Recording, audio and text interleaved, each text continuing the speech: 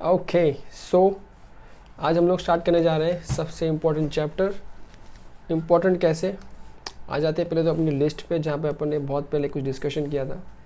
We have 3 pillars of GST, जिसमें पहला था place of supply, time of supply, value of supply. Time of supply हो चुका, value of supply हो चुका, now we are left with place of supply. As soon as we complete place of supply, we would be ready to jump to the another important provisions of the chapter. So, चलते हैं अपनी आज की sheet की तरफ। अच्छा, with a huge response from all of you guys over YouTube, I have decided कि अब हम लोग काफ़ी हद तक चीज़ें सिर्फ और सिर्फ मॉड्यूल से ही करेंगे एंड एग्जाम्पल्स भी मैं कोशिश करूँगा कि हो सके उतना अपन मॉड्यूल में से ही करें ताकि वो चीज़ें ज़्यादा फ्रेंडली लगे। और जब MCQs आते हैं तो MCQs में किसी भी प्रोफेसर का कोई एग्जाम्पल इंस्टीट्यूट नहीं उठाती है, उनको अगर एग्जाम्पल से कुछ उठाना है तो खुद का उठाती है। Fine, subject to that let's get started now. Coming to place of supply, what do you think place of supply क्यों इम्पोर्टेंट है? सबसे पहले पॉइंट अपन ने एकदम इंट्रोडक्शन में डिस्कस किया था, GST is destination based tax, consumption based tax. Finally चीज़ें कहाँ पहुँच रही है उसके बेसिस पर डिपेंड करता है कि हम लोग चार्ज कैसे करेंगे GST। अब हम लोगों ने बहुत पहले 10 बार देख लिया, 50 बार सुन लिया, IGST लगता है, SGST लगता है, UTGST लगता है, CGST लगता है। तो प्रॉब्लम लाइज इज, अगर एक बंदा A से B प्लेस पे भेज रहा है या A से A ही प्लेस पे दूसरे के किसी बिजनेस प्लेस पे भेज रहा है, हाउ विल यू आइडेंटिफाई कि मैं CGST SGST लगाऊँ या फिर मैं IGST लगाऊँ? We have very well learn कि कहीं ना कहीं पे सेम स्टेट का है तो CGST SGST और दूसरे स्टेट का है तो IGST। बट क्या ये सिर्फ स्टेट में ही चलेगा? फॉर एग्जांपल कई बार ऐसा भी हो सकता है हम लोग कुछ बाहर से परचेस कर रहे हैं, वहाँ तो कोई स्टेट का इन्वॉल्वमेंट नहीं है, बाहर कौन से स्टेट इन्वॉल्व है, कोई स्टेट इन्वॉल्व नहीं है। उस केस में प्लेस ऑफ सप्लाई कहाँ से लेके आओगे? कई बार हम लोग इम्पोर्ट करते हैं तो एक स्टेट हमारा स्टेट तो है बट फिर दूसरा स्टेट कौन सा है, नहीं है।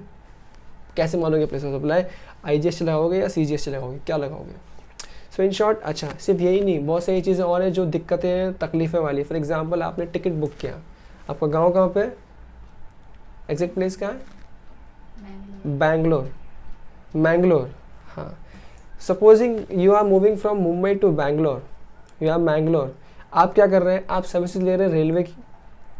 अब आप रेलवे की सर्विसेज ले रहे हैं, सपोजिंग अब रेलवे आपको टिकट दे रहा है यहाँ से मैंगलोर का, रास्ते में और 4 स्टेट आते हैं। अब रेलवे आपसे GST चार्ज करना चाहता है तो रेलवे आप पे क्या करे, IGST चार्ज करे, CGST करे कि SGST चार्ज करे? है ना दिक्कत वाली बात। क्योंकि अगर SGST चार्ज करना है तो कौन से स्टेट का SGST? CGST तो एक ही है बट SGST तो मल्टीपल है। महाराष्ट्र SGST है, गुजरात SGST है, राजस्थान SGST, तो कौन से SGST चार्ज करोगे? ठीक है, और एग्जाम्पल लेते हैं। सपोज करो आपकी शादी है और आपकी शादी है तो अब आपको शादी मुंबई में करनी है, छोड़ो, शादी मैंगलोर में करनी है। बट मैंगलोर में शादी करेंगे तो वो लोग अपने गांव की तरीके से शादी करेंगे, तो व्हाट यू डिसाइडेड कि आपको डिज़ाइनर्स मुंबई से लेके जाने हैं, फैशन डिज़ाइनर्स ले लो, इवेंट मैनेजर, सब मुंबई से लेके जाने हैं। अब आप क्या कर रहे हो, मुंबई से लेके जा रहे हो। अब वो जो मुंबई वाला बंदा है रजिस्टर्ड तो मुंबई में है, आप बोल रहे हो सर्विस गाँव में जाके दे। अब वो क्या करेगा, वो तो खुद उठ के वहाँ का वहाँ जा रहा है, क्या करोगे आप? कई बारी कोई ब्यूटी ट्रीटमेंट लेते हो, कई बारी सलून्स वगैरह में जाते हो, बाल वगैरह कटवाते हो, कभी आप उसको अपने प्लेस पे बुलाते हो, कभी खुद उसकी प्लेस पे जाते हो, क्या चार्ज करोगे? SGST या IGST, क्या चार्ज करोगे? मतलब समझ में आ रहा है? अगर आप एक सिंपल ट्रेडिंग ट्रांजेक्शन करते हो तो it is very easy to understand कि हाँ गुड्स कहाँ जा रहे हैं, हम लोग किसको बिलिंग कर रहे हैं। But there are so many things जहाँ पे डिफ़िकल्टीज बहुत ज़्यादा है। एग्जांपल एक और लेते हैं, आपके फ़ोन पर देखो सिम कार्ड तो होगा, एयरटेल, वोडाफोन, जियो, 3 ही बचे हैं ज़िंदगी में। अब सोच के बताओ कि ये सिम कार्ड की कंपनी की प्लेस कहीं और रजिस्टर्ड है। आप उस सिम कार्ड में रिचार्ज भाईंदर में, मुंबई में, मेवाड़ में बैठ के भी कर सकते हो, उसका रिचार्ज गुजरात में बैठ के भी कर सकते हो। तो क्या हम गुजरात में बैठ के रिचार्ज करेंगे तब प्लेस ऑफ सप्लाई क्या होगा? अगर हम रिचार्ज कर रहे हैं मुंबई में बैठ के तब प्लेस ऑफ सप्लाई क्या होगा? और सपोज करो कई बार जैसे पहले का ज़माना अगर याद हो, क्या करते थे हम लोग, वाउचर्स परचेस करते थे। अब वाउचर के लिए सप्लाई क्या होगा, सर्विसेज तो जीएसटी के अंदर आती है, जीएसटी चार्ज तो करने वाला है, सप्लायर जीएसटी चार्ज करेगा, लेकिन सप्लायर बिल क्या बनाएगा।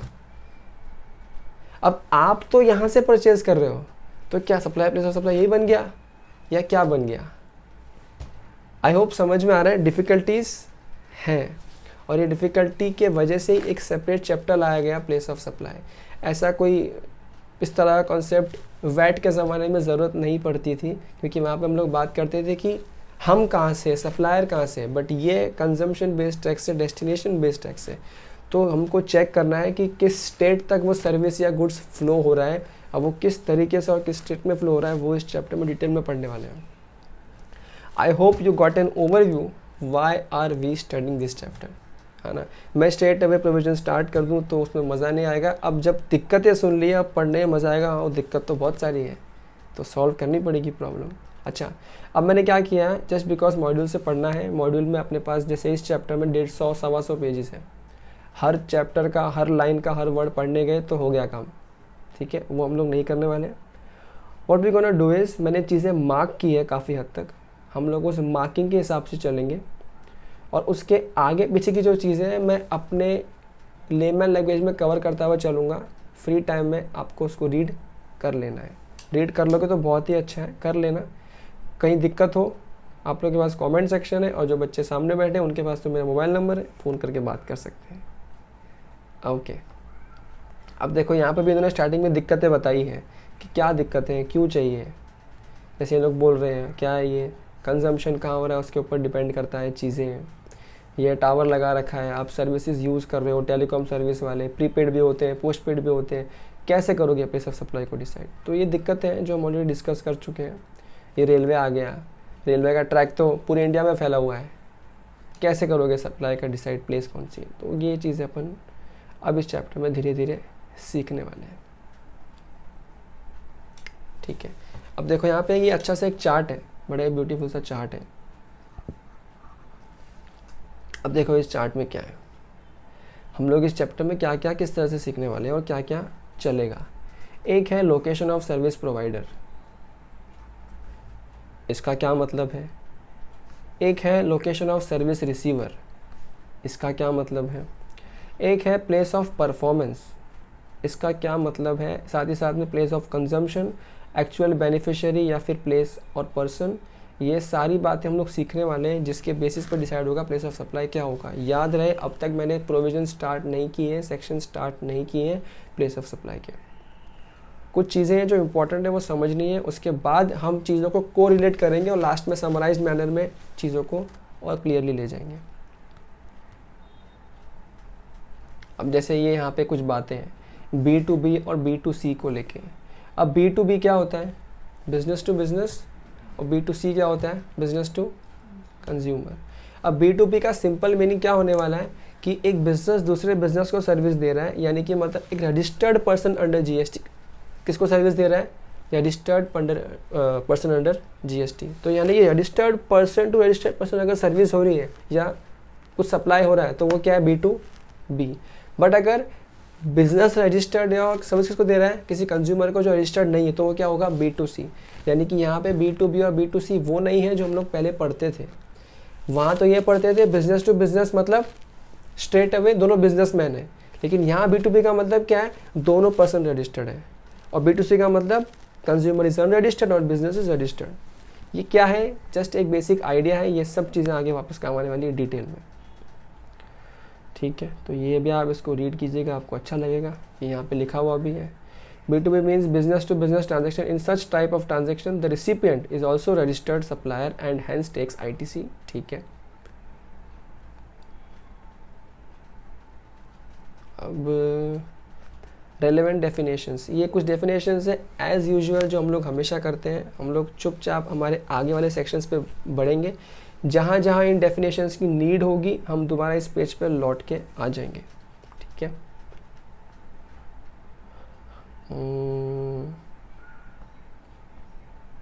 Proceeding further. अच्छा, जैसे अपने को जो कुछ टर्म्स सीखने थे उनमें से एक टर्म ये है जिसकी डेफिनेशन जानना बहुत ज़रूरी है। टर्म का नाम क्या है, location of recipient of services, जो सर्विस रिसीव कर रहा है वो कौन है, रेसिपिएंट है। उसका लोकेशन जब जहाँ लिखा होगा location of recipient of service आगे प्रोविजन में लिखा होगा, उसका मतलब क्या, तो उसका मतलब क्या चेक करना है। सप्लाई रिसीव्ड एट, कहाँ रिसीव हुआ, क्या वो रिसीव हुआ at place of business for which registration is obtain, यानी कि रेसिपिएंट ने जहाँ रजिस्ट्रेशन ऑब्टेन किया वो एड्रेस, क्या सर्विस वहाँ रिसीव हुआ है, अगर येस तो फिर वही बन जाएगा प्लेस ऑफ बिजनेस। ठीक है, नेक्स्ट, अगर रजिस्टर्ड जहाँ पे है वो रेसिपिएंट, सर्विस वहाँ रिसीव नहीं हुआ, सर्विस रिसीव हुआ किसी और एस्टैब्लिशमेंट में, किसी fixed establishment elsewhere. Example suppose करो मेरी ऑफिस है मुंबई में कांदीवली में, बट मैं एक फिक्स्ड गोडाउन रखता हूँ मलाड में, और मैं मलाड में कोई सर्विस ले रहा हूँ, तो मेरे लिए लोकेशन क्या बन जाएगी, रिसिपिएंट लोकेशन क्या बन जाएगी, location of such fixed establishment, कहाँ मैंने एस्टैब्लिशमेंट फिक्स्ड रखा है। ठीक है, नेक्स्ट क्या है, अगर हो सकता है मेरे मोर देन वन एस्टैब्लिशमेंट हो, वेदर प्लेस ऑफ बिजनेस और फिक्स एस्टैब्लिशमेंट, तो वहाँ पे क्या होगा, location of establishment most directly concern with the recipient of supply. Simple सी कहानी है, जैसे फॉर एग्जांपल मेरी कुछ इस तरह की कंपनी है जहाँ मेरे पे भाईंदर से लेकर चर्चगेट तक हर स्टेशन पे मेरी एक ऑफिस है, सब जगह मेरी एक ब्रांच है, कहीं पे ब्रांच है कहीं गोडाउन है, सब कुछ चलते आ रहा है। अब मैंने कोई सर्विस लिया, याद रहे अपन बात क्या कर रहे हैं, रेसिपिएंट की लोकेशन मतलब क्या, सिर्फ ये सीख रहे, कोई प्रोविज़न नहीं सीख रहे, रेसिपिएंट की लोकेशन म्हणजे काय, सिर्फ इतना ही सीख रहे हैं। ठीक है, सो पहला, अगर मेरा एक ही प्लेस ऑफ बिजनेस है वहाँ पे रिसीव हुआ तो वही लोकेशन क्या है, मेरी लोकेशन है, रेसिपिएंट की लोकेशन है। अगर मेरे दो लोकेशन है तो जिस लोकेशन पे रिसीव हो रहा है वही क्या है, उस सर्विस को लेके मेरी लोकेशन है। लेकिन अगर मेरी 10-12 लोकेशन है तो वो जो सर्विस मिली है किस लोकेशन पे ज़्यादा लोकेट हो पा रही है, किस लोकेशन से ज़्यादा कंसर्न है, कनेक्टेड है, वही लोकेशन क्या बन जाएगी, रिसिपिएंट की लोकेशन बन जाएगी। अच्छा, हो सकता है ये तीनों ही प्लेस अवेलेबल ना हो, इन that case in absence of such places क्या होगा, usual place of residence of the recipient. तो कोई सिंपल सी कहानी है, सपोज करो जैसे आपने कभी अगर ट्रेन में ट्रैवल किया है, जब आप ट्रेन में ट्रैवल करते हो तो आप ट्रेन में सामान भी खरीदते हो, जब आप ट्रेन में सामान खरीदते हो तो कई बार समझ लें कि सामान बेचते भी हो सकता है कोई सेल्समैन बेच रहा है 10 रुपये का पेन बेच रहा है इस तरह का, आपको मन हुआ मैं ले लेता हूँ इससे, मैं 12 रुपये का बेचूंगा। अब आपने ले तो लिया, क्या कहीं पे ऑफिस है आपकी, कहीं गोडाउन है आपका, कहीं नहीं है, तो वो तो हट गया है ना। अब ध्यान से सुनना, अपन बात क्या कर रहे हैं, अपन बात कर रहे हैं कि जो रिसीव कर रहा है सर्विस। अच्छा, मेरे एग्जाम्पल में मैंने गुड्स ले लिया है, बट इसको आप सर्विस भी समझ सकते हो, फिलहाल अपन गुड्स के हिसाब से समझने का ट्राई कर रहे हैं इसका मतलब क्या है। ठीक है, तो अब वहाँ पे आपने क्या किया, आपने जो लिया ऑफिस में तो लिया नहीं ना, आपने गोडाउन में लिया। अच्छा, दूसरी बात, अपने पास ना ऑफिस है ना गोडाउन है, कुछ नहीं है, 2 पैर है, 11 नंबर की बस है, उसी से चल रहे हो, अपन बेचेंगे, तो बेचने वाला भी 11 नंबर वाला, हम भी 11 नंबर वाले। तो यहाँ पे प्लेस ऑफ बिजनेस क्या, नॉट प्लेस ऑफ बिजनेस, यहाँ पे मैं क्या लूँ, लोकेशन ऑफ रेसिपिएंट। तो लोकेशन क्या लूँगा, जब मेरे पास कुछ नहीं है तो मैं क्या लूँगा, जो रिसीव कर रहा है उसका घर का एड्रेस क्या है, वही है location of recipient of services. ठीक है, I hope this is clear. अच्छा, ये मैंने डिस्कस किया रिसिपिएंट की लोकेशन म्हणजे क्या है। अब क्या डिस्कस करेंगे, सप्लायर की लोकेशन मतलब क्या, कि भाई सप्लायर की लोकेशन मतलब क्या। तो ये भी सेम वैसा ही है, डिट्टो वैसा ही है। अब think from supplier point of view, आप सर्विस दे रहे हो, तो आप सर्विस दे रहे हो मतलब क्या, या तो आपकी कोई ऑफिस होगी वहाँ से दे रहे हो, तो वही क्या बन जाएगा, प्लेस ऑफ बिजनेस बन जाएगा, सप्लायर का लोकेशन। नहीं है ऐसा कोई प्लेस, कोई और एस्टैब्लिशमेंट है जहाँ से आप सर्विस दे रहे हो, वही क्या बन जाएगा, लोकेशन ऑफ सप्लायर। वो भी नहीं है, आपके 10-12 ऑफिस है, तो उस क्लाइंट को सर्विस कौन से ऑफिस से दे रहे हो, कंसर्न कौन से ऑफिस से, वही क्या बन जाएगा, लोकेशन ऑफ सप्लायर। ऐसा कोई भी प्लेस नहीं है। ठीक है, जैसे फॉर एग्जांपल सपोज करो आप बाल काटने की सर्विस देते हो, आपका कोई दुकान नहीं है, कुछ नहीं है, कैंची और इस तरह का कॉम वॉम हाथ में लेके रखे हो और सबका कैंची से काटते रहते हो, सब कुछ मतलब बाल काटते रहते हो कैंची से। ठीक है, तो इन दैट सेंस हो क्या रहा है, अब आपके पास ना कोई ब्रांच है, ना कोई ऑफिस है, कोई सलून है, ना पार्लर है, कुछ नहीं है। अब लेकिन जब आप सर्विस दे रहे हो आप बिल तो बनाओगे। अच्छा, कोई बच्चा ये बोल सकता है कि सर वो तो 20 लाख के टर्नओवर के ऊपर बाद में नंबर लेगा ना। अरे सोचो, बहुत बड़ा बाल वाला काटने वाला है वो, उसका टर्नओवर है 20 लाख से ऊपर, रजिस्टर्ड है बंदा जीएसटी में, अब कोई प्लेस नहीं तो करेगा क्या। तो ऐसे केस में उसका लोकेशन क्या मानेंगे, उस बाल काटने वाले का घर का लोकेशन। ठीक है, अभी तक हम लोग प्लेस ऑफ सप्लाई में नहीं घुसे हैं, सिर्फ 2 टर्म सीखे हैं कि सप्लाई के लोकेशन का मतलब क्या, रेसिपिएंट का लोकेशन का मतलब क्या। ये दोनों टर्म आगे याद आए समझेंगे, और ये सब चीज़ें आगे आने वाली है हर प्रोविजंस में, तो तब पता होना चाहिए कि मैं किस बारे में बात कर रहा हूँ। ठीक है, ओके, प्रोसीडिंग फर्दर। अच्छा, ये एक टर्म और है, online information and database access और रिट्राइवल सर्विसेज। इसका मतलब भी मेरी समझाने की तहे दिल से इच्छा है, इसको अपन थोड़ी देर बाद समझेंगे। मैं भूल जाऊँ तो याद दिला दियो मुझे। ओके, ये सब चिंदी बिंदी आइटम है, जब ज़रूरत पड़ेगी तब पढ़ लेंगे। फाइन, प्लेस ऑफ सप्लाई के अंदर मोटा मोटी हम लोग सीखने वाले 4 सेक्शन, सेक्शन नंबर 10, 11, 12 और 13। 10, 11, 12 और 13। सेक्शन 10 और 11 डील करेगा गुड्स को लेके, जब हम गुड्स का सप्लाई कर रहे हैं तो प्लेस ऑफ सप्लाई क्या मानेंगे। और सेक्शन नंबर 10, 11, 12, 13, तो 10 और 11 हो गया गुड्स का, और 12 और 13 किसका हो गया, सर्विसेज का हो गया। ठीक है, तो पहले गुड्स पे रहेंगे। गुड्स की कहानी ज़्यादा सिंपल है और बड़ी सॉर्टेड है, गुड्स में दिक्कतें कम होती है जीवन में। ठीक है, अच्छा, अब जो सेक्शन 10 है, ये सेक्शन 10 क्या बात करेगा, सेक्शन 10 बात करेगा place of supply of goods other than supply of goods imported into और एक्सपोर्टेड फ्रॉम इंडिया। इसका मतलब कहना इससे सेक्शन 10 बात करेगा देसी सप्लाई के बारे में।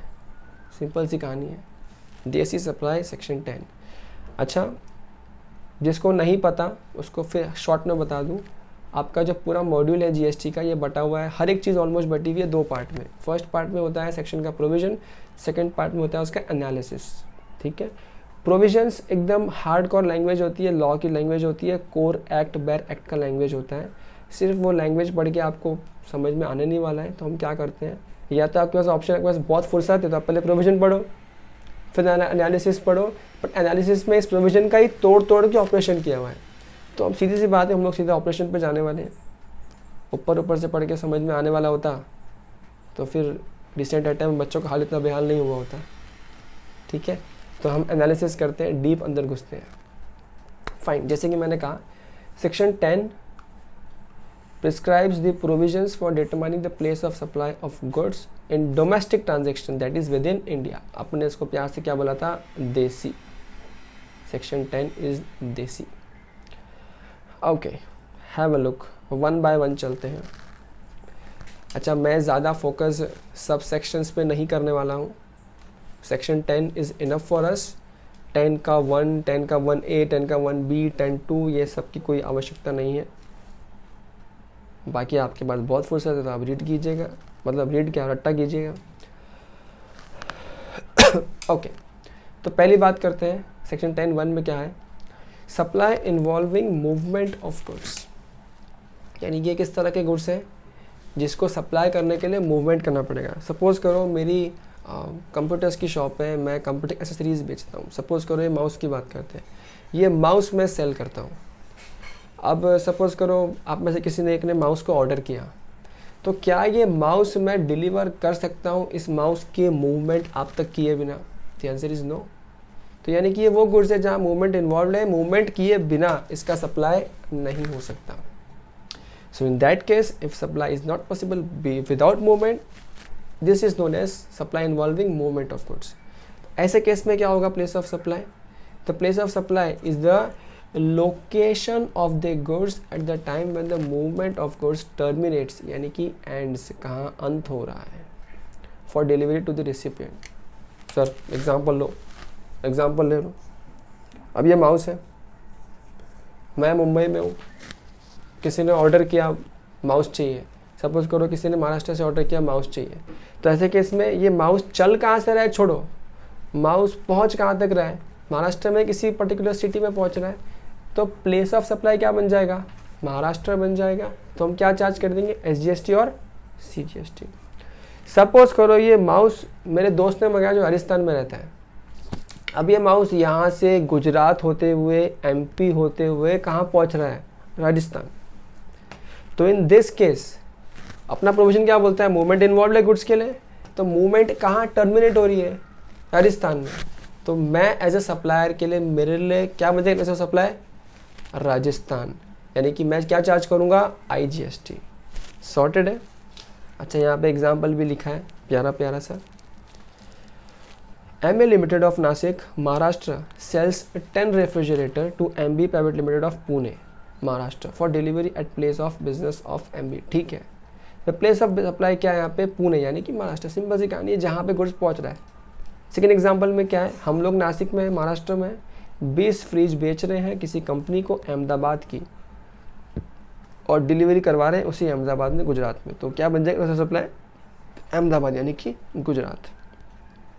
अच्छा, ये तो हुई ये कहानी, नॉर्मल सी कहानी। नेक्स्ट सेक्शन क्या बोलता है, इसी सब सेक्शन का एक और पार्ट है, supply involving movement of goods. Again something है जो मूवमेंट इन्वॉल्व रख रहा है, where goods are delivered to recipient on the instruction of third person. यानी कि इस मॉडल को हम लोग प्यार से क्या कहते हैं, प्यार से इसको हम लोग बड़े प्यार से ज़माने से कहते हैं bill to ship to model. Sir bill to ship to model मतलब क्या है, मैं बिल किसको कर रहा हूँ, मैं बिल कर रहा हूँ सपोज करो A को। ठीक है, देखो अपन यहीं पे एग्जांपल ले लेते हैं। मैं हूँ ये, मैं ऐसा कैसे बन सकता हूँ,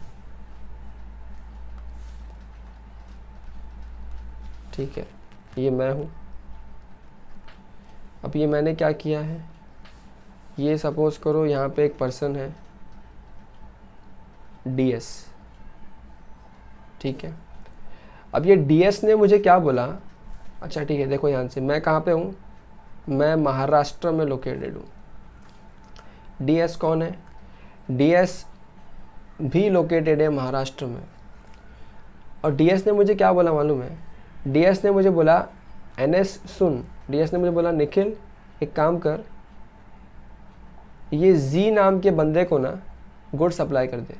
ठीक है, आई रिपीट, मुझे DS ने क्या बोला, मुझे कि किसको सप्लाई कर दे, गुड सप्लाई कर दे NS को। मैंने बोला अरे क्यों, बोला सिंपल है तू कर दे सप्लाई। तो मैंने बोला ठीक है, बिल किसके नाम, तेरे नाम पे बनेगा। तो उसने क्या बोला, नहीं नहीं तू मुझे ही बेच रहा है, तू मुझे ही बेच रहा है, बट मैं बोल रहा हूँ कि तू मेरे बिहाफ पे उसको देते। इसे हम कहते हैं bill to ship to model. इस केस में बिल किसके नाम पे बनेगा मालूम है, DS के नाम पे, लेकिन सामान किसको भेजने बोल रहा है वो, Z को। अच्छा Z कहाँ का है सर, Z MP का है। तो अब ध्यान से देखो, ऐसे केस में प्लेस ऑफ सप्लाई क्या होगा। अब एक बात और देखना, डिपार्टमेंट या तुम्हारा एक्ट तुमको बहुत क्लियर रखना चाहता है, जितनी भी पॉसिबिलिटीज़ पॉसिबल है जहाँ पे आप कंफ्यूज हो सकते हो कि क्या ले प्लेस ऑफ सप्लाई, वहाँ पे इसने क्लैरिटी दे दिया। ऊपर हमने क्या सीखा, मूवमेंट इन्वॉल्व है, तो क्या बोल दिया, जहाँ गुड्स पहुँचा वही क्या बन गया, प्लेस ऑफ सप्लाई। लेकिन सेकेंड केस में हो क्या रहा है, मैं हूँ, मुझे कोई थर्ड पर्सन कह रहा है कि उसको गुड्स दे दे, तो ऐसे केस में क्या लूँगा, प्लेस ऑफ सप्लाई। क्या मैं ऐसे केस में भी गुड्स का मूवमेंट ट्रैक करूँगा, तो आंसर इज नो, क्योंकि गुड्स कहाँ जा रहा है फ़र्क नहीं पड़ता, गुड्स किसके डायरेक्शन पे जा रहा है, उस थर्ड पार्टी डायरेक्शन पे जा रहा है। इस प्रेजेंट केस में थर्ड पार्टी कौन है, DS, जिसके नाम पे, जिसके डायरेक्शन पे, जिसके बोलने पे, जिसकी हरकतों पे मैं गुड्स को और भेज रहा हूँ। तो इसे कहते हैं bill to ship to model. और ऐसे केस में क्या होता है, सिंपल सी कहानी है, मैं बिल बनाऊँगा उस थर्ड पर्सन के नाम पे जिसने मुझे सामान भेजने के लिए बोला है। ठीक है, कोई यहाँ पे कहीं आगे और डिटेल में लिखा हुआ मिल जाएगा, ये रहा। It is deemed that the third person has received the goods and the place of supply is the principal place of business of the such third person. ठीक है, कोई डाउट, पक्का, ओके। अब देखो यहाँ पे इन्होंने एक अच्छा एग्जांपल भी दिया है, तो इसको भी देख लो साथ साथ में। सप्लायर A है, ये कहाँ का है, दिल्ली का है। एक थर्ड पर्सन है, हरियाणा का कोई थर्ड पर्सन है। थर्ड पर्सन ने क्या बोला, ये देखो इधर इंस्ट्रक्शन दिया, क्या इंस्ट्रक्शन दिया, तू गुड्स दे दे किसको, C को, दिल्ली का है।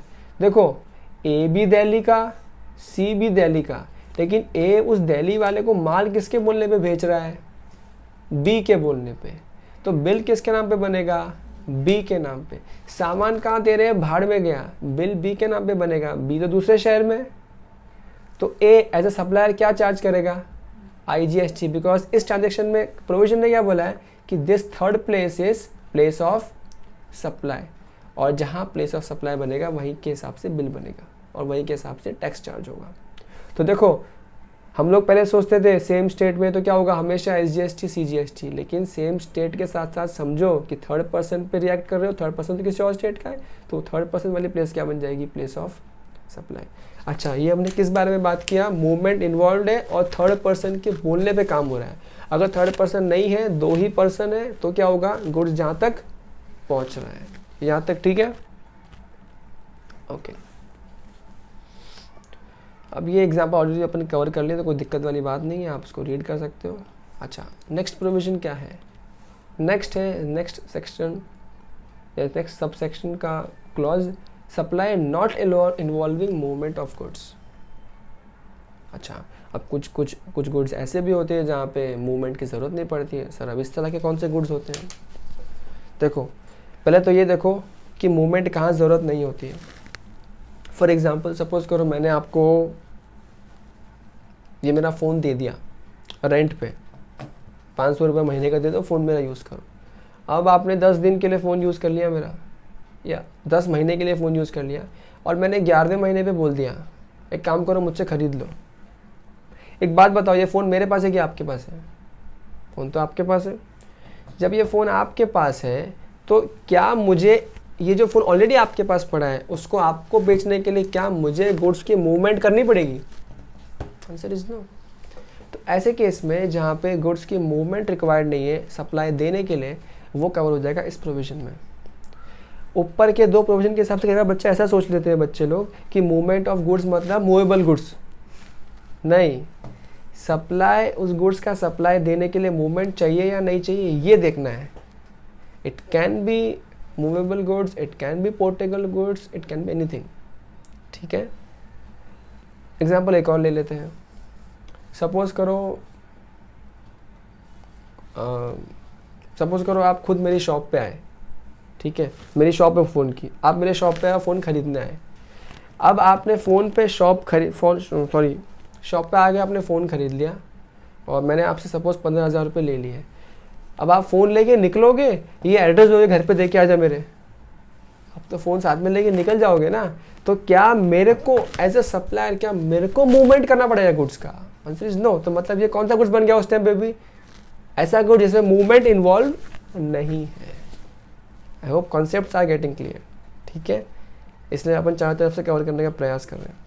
तो ऐसा गुड जहाँ पे मूवमेंट इन्वॉल्व नहीं है, तो देखो यहाँ पे सप्लाई का प्लेस क्या बनेगा, the place of supply is the location of the goods at the time of delivery to the recipient. Recipient को जब डिलीवरी हो रही है उसी टाइम पे जो रेसिपिएंट का प्लेस है वही क्या बनेगा, प्लेस ऑफ सप्लाई।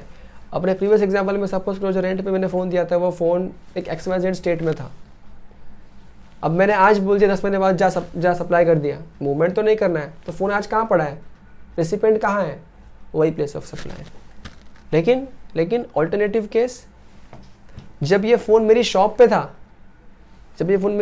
था, मूवमेंट तो इन्वॉल्व था नहीं, आपने कहा लाओ फ़ोन दो, मैंने कहा ये लो फ़ोन ले लो। उस केस में आप जब डिलीवरी दे रहे हो बिना मूवमेंट के, तो वो प्लेस कौन सा प्लेस है, रेसिपिएंट का घर का प्लेस है या दुकान का, सप्लाई का दुकान का प्लेस है,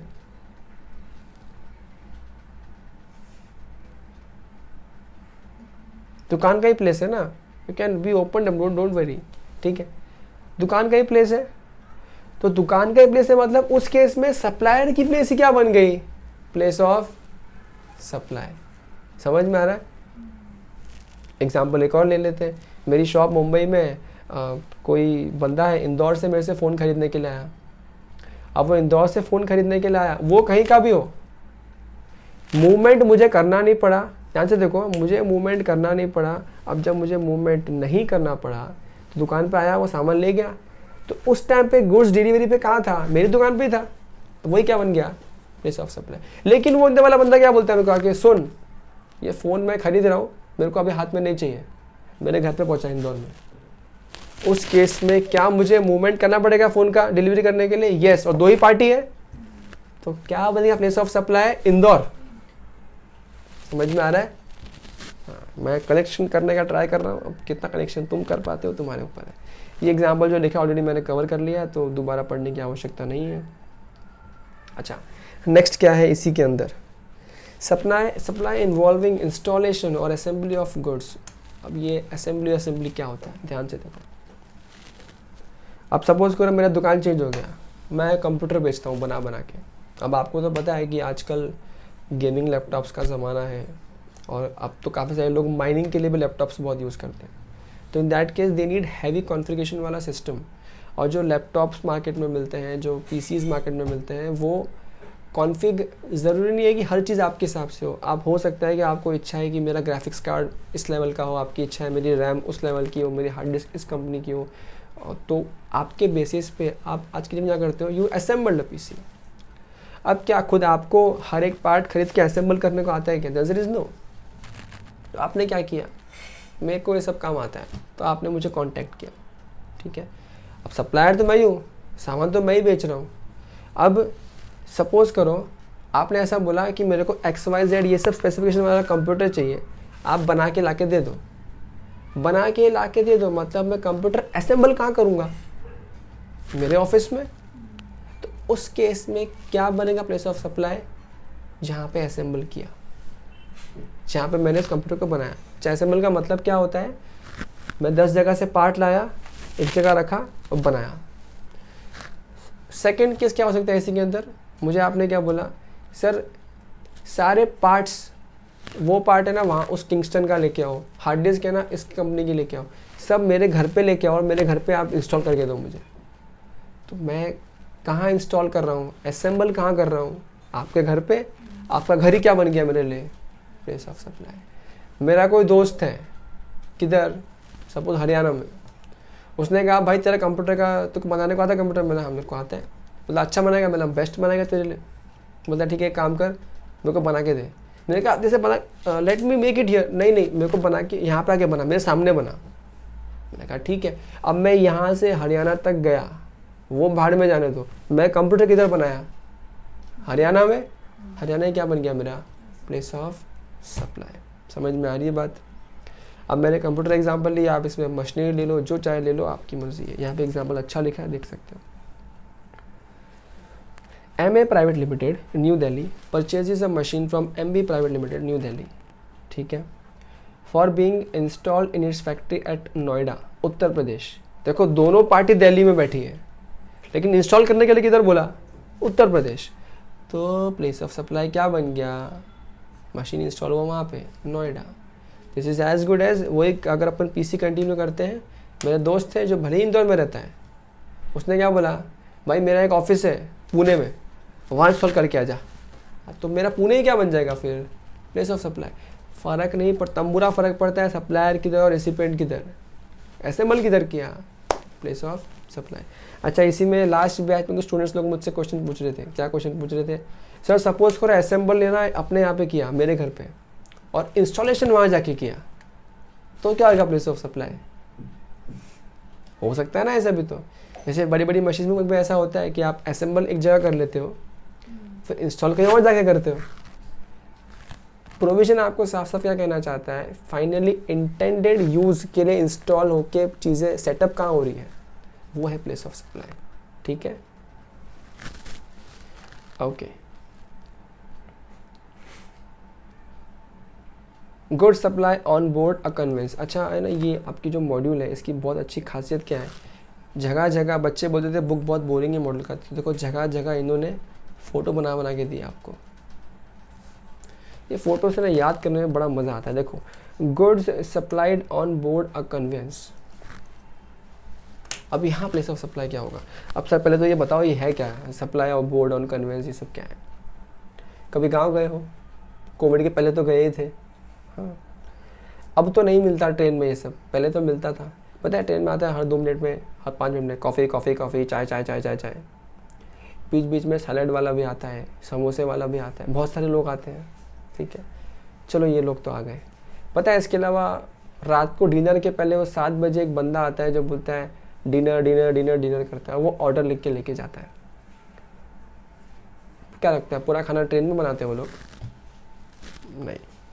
90% ऑफ द टाइम खाना कोलैबोरेटेड सप्लायर्स होते हैं, उनके थ्रू आता है। सपोज करो जैसे कि आपकी गाड़ी मुंबई टू राजस्थान जा रही है, बीच में 3 स्टेट ट्रैवल कर रहे हैं, तो अब रेलवे अपने हिसाब से कॉन्ट्रैक्ट करता है कि डिनर का टाइम किस टाइम के आसपास होने वाला है। अब सपोज करो जब गाड़ी यहाँ से जा रही है तो हो सकता है डिनर का टाइम महाराष्ट्र या गुजरात के आसपास कहीं पे हो, तो वो क्या वो फ़र्क नहीं पड़ता डिनर का टाइम। फ़र्क इससे पड़ता है कि वो जो गुड्स कन्वेंस, मतलब क्या है यहाँ पे, वही आपका रेलवे ले लो, कुछ भी ले लो, फ्लाइट ले लो, जो लेना ले लो, वो सामान कहाँ से चढ़ा रहे हैं उस कन्वेंस पे। ठीक है, the conveyance can be anything, it can be a vessel, it can be a ship, it can be a cruise, it can be flight, it can be railway, anything. सामान कहाँ से चढ़ाया वही क्या बन जाएगा, प्लेस ऑफ सप्लाई, उस सामान के सप्लाई के लिए। ठीक है, खोना नहीं। मैं ट्रेन के टिकट की बात नहीं कर रहा, वो सामान गुड्स की बात कर रहा हूँ मैं, क्योंकि टिकट तो वैसे भी सर्विस में आता था, मैं गुड्स की बात कर रहा हूँ। ठीक है, तो वो गुड्स कहाँ से चढ़ाया वही क्या बन जाएगा, प्लेस ऑफ सप्लाई। ठीक है, सपोज करो आपकी जो ट्रेन थी यहाँ से राजस्थान की, सपोज करो कि गुजरात से सामान चढ़ाया, वहाँ पे खाना चढ़ाया, और वो खाना आप ले रहे हो, तो वो खाना का प्लेस ऑफ सप्लाई क्या बन गया, गुजरात। अच्छा, कंफ्यूज मत होना, गुजरात में सामान चढ़ाया, लेकिन आप खाना तब खा रहे हो जब आप राजस्थान पहुंच चुके थे। आपने जैसे खाना आया ना, नहीं मेरे को प्लेस ऑफ सप्लाई राजस्थान चाहिए, मैं राजस्थान नहीं खाऊंगी, ऐसा नहीं होगा। तुम किधर भी खाओ ना, तब बुरा फर्क पड़ता है रेलवे को या गवर्नमेंट को या डिपार्टमेंट को या फिर टैक्स अथॉरिटीज़ को या फिर एक्ट को। याद रहे क्या बोला, सामान कहाँ से चढ़ाया वही क्या बन जाएगा, सामान, उस गुड्स का प्लेस ऑफ सप्लाई। अच्छा सर, ये प्लेन में, ट्रेन में तो क्या बार बार सामान चढ़ता रहता है। सर प्लेन में क्या होता है, प्लेन में ऐसा नहीं होता है, बार बार स्टेशन नहीं आता है। ठीक है, तो प्लेन का सिंपल फंडा, लॉजिकली फंडा क्या बनेगा, अगर फ्लाइट मुंबई से जयपुर की है तो 1 आवर का डिस्टेंस है, तो सामान सब यही चढ़ेगा जो चढ़ेगा। तो जो आपको प्लेन में वो सूप वगैरह मिलते हैं, जो अभी आपको चीज़ें मिलती हैं, उनका सप्लाई का प्लेस क्या बन जाएगा, जहाँ से चढ़ाया, जहाँ से आप खुद चढ़े, हवा में जहाँ से हो, प्लेस ऑफ सप्लाई। अब वहाँ पे जिद नहीं करने का मैं हवा में जब हूँ, नहीं मैं तो गुजरात में लग रहा है, मैं तो गुजरात नहीं, चढ़ाया कहाँ से, वही क्या बन जाएगा, प्लेस ऑफ सप्लाई। ठीक है, आई होप कॉन्सेप्ट क्लियर है प्लेस ऑफ सप्लाई का। ये मैं लिख भी दिया है, मैं जगह जगह ये सब लिख दिया है, थोड़ा बहुत हिंदी में, तो समझने में आसानी होगी। अच्छा, उसके अलावा ना ये जहाँ जहाँ जो मैंने मार्किंग की है ना, इसको आप लोग इस तरह से भी समझ सकते हो कि जो भी कीवर्ड्स हैं या जो इम्पोर्टेंट चीज़ें हैं, कई स्टूडेंट्स के पास पूरा 100 पेज पढ़ने का टाइम कभी नहीं होगा, अगर है तो प्लीज़ पढ़ो। ठीक है, बट 100 पेज पढ़ने के बाद जब आप रिवाइज करोगे तो हर बार तो 100 पेज नहीं पढ़ोगे, तो आपको ये जो मार्किंग से इतने भी पढ़ लोगे तो आपका पूरा मॉड्यूल कवर हो जाएगा, और इंस्टीट्यूट आपका कुछ नहीं बिगाड़ सकता जब तक वो ना चाहे बिगाड़ना तब तक। Okay fine, so with this we complete goods वाला पार्ट, सेक्शन नंबर 10 वाला पार्ट, देसी गुड्स वाला पार्ट। नेक्स्ट क्या है, सेक्शन नंबर 11। तो अब यहाँ मैंने लिख दिया पहले, सेक्शन नंबर 11 क्या है, दिस इज क्रॉस बॉर्डर। मतलब अब सिंपल सी कहानी है, यहाँ पे गुड्स लेन देन बाहर से हो रहा है।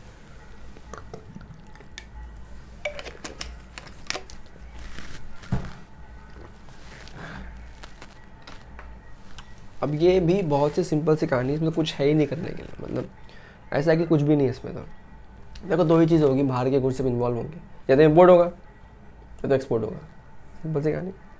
अब अगर इम्पोर्ट हो रहा है, ध्यान से सुनो, इम्पोर्ट हो रहा है मतलब क्या हो रहा है, सप्लायर कौन है, बाहर का है, रेसिपेंट कौन है, यहाँ का है। इतना क्लियर है।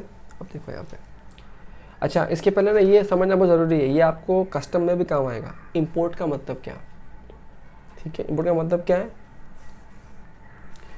Bringing goods into India from a place outside India.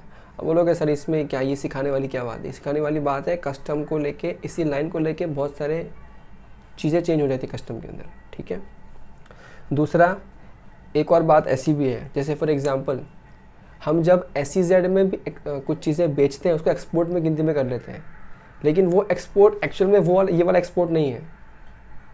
ध्यान से समझना, मैं समझाना चाह रहा हूँ इम्पोर्ट और एक्सपोर्ट, ठीक है। वहाँ पे जब हम SEZ को सामान बेचते हैं उसको हम लोग डीम्ड एक्सपोर्ट बोलते हैं, इसलिए हम उसको क्या बोलते हैं, we call it as regulated supply, ठीक है। उस केस में भी एक्सपोर्ट है, वो भी डीम्ड एक्सपोर्ट है, लेकिन क्या वहाँ पे गुड्स इंडिया से लेके इंडिया से बाहर जा रहा है, नहीं, तो इसके लिए वो ये वाला एक्सपोर्ट में कवर नहीं होता, ठीक है। अब बाकी इसके ऊपर आगे अपन डिटेल में चर्चा करेंगे, ये बहुत शॉर्ट में मैंने बताया, बट ये ध्यान रहे इंपोर्ट मतलब क्या, bringing goods into India from place outside India, क्योंकि वो जो SEZ है वो तो इंडिया के अंदर ही है, इंडिया के बाहर नहीं है, वो सिर्फ फ़ायदा पहुंचाने के लिए सरकार ने क्या बोल दिया, वो डीम्ड एक्सपोर्ट है, ठीक है, फाइन। तो यहाँ पे देखो, the place of supply of goods is the place where the importer is located. Simple सी कहानी है, इम्पोर्टर कहाँ लोकेटेड है, इंडिया में लोकेटेड, तो वही क्या बन जाएगा, प्लेस ऑफ सप्लाई। अब आप इसमें बहस और कुछ नहीं कर सकते, क्योंकि सरकार को पता है जो एक्सपोर्ट किया उससे क्या मांग लेगी जाके, नहीं मांग सकती। इंडिया में कौन, तुम बैठे हो, तुम्हारे क्या बन गया, प्लेस ऑफ सप्लाई। अच्छा, नेक्स्ट क्या है, export of goods. Again simple सी कहानी, एक्सपोर्ट का मतलब क्या है, export of goods means taking goods out of India, sorry क्या लिखा है, taking goods out of India to a place outside India नहीं होता है, from a place within India to a place outside India, ठीक है। मतलब in short goods India से क्या लेके जा रहे हैं, बाहर लेके जा रहे हैं। तो यहाँ पे क्या बनेगा, प्लेस ऑफ सप्लाई, सिंपल है, the place where they have been exported at destination of, यानी कि आउटसाइड इंडिया। सिंपल सी कहानी है, जहाँ पे लेके जा रहे हैं वही क्या बन जाएगा, प्लेस ऑफ सप्लाई बन जाएगा, ठीक। तो ये यहाँ पे आपकी गुड्स की सारी टोटल की टोटल कहानी खत्म होती है। मतलब आप जब प्रैक्टिकल लाइफ में भी कभी कुछ गुड्स को लेके कर रहे हो, सेक्शन 10 और 11 रेफर करो, आपका काम बन जाएगा। और 11 भी जनरली इंपोर्ट एक्सपोर्ट पे आ जाते हैं, तो मोस्ट ऑफ कोई क्लाइंट है जो इंटरनली डील करते हैं, डोमेस्टिक डील करते हैं, वहाँ पे आपका काम सेक्शन नंबर 10 से ही बन जाएगा। तो जहाँ फंसो गूगल वूगल नहीं करने का, सेक्शन 10 खोलने का और चुपचाप पढ़ने का। गूगल करना भी गूगल ये करने का, section 10 of CGST act, of IGST act, जो प्रोविजन है उसके हिसाब से काम करने का, ठीक है। Okay, so next we have two section, section 12 and section 13। Again यहाँ पे भी दो पार्ट है, सेक्शन नंबर 12 देसी, सेक्शन नंबर 13 विदेशी, ठीक है।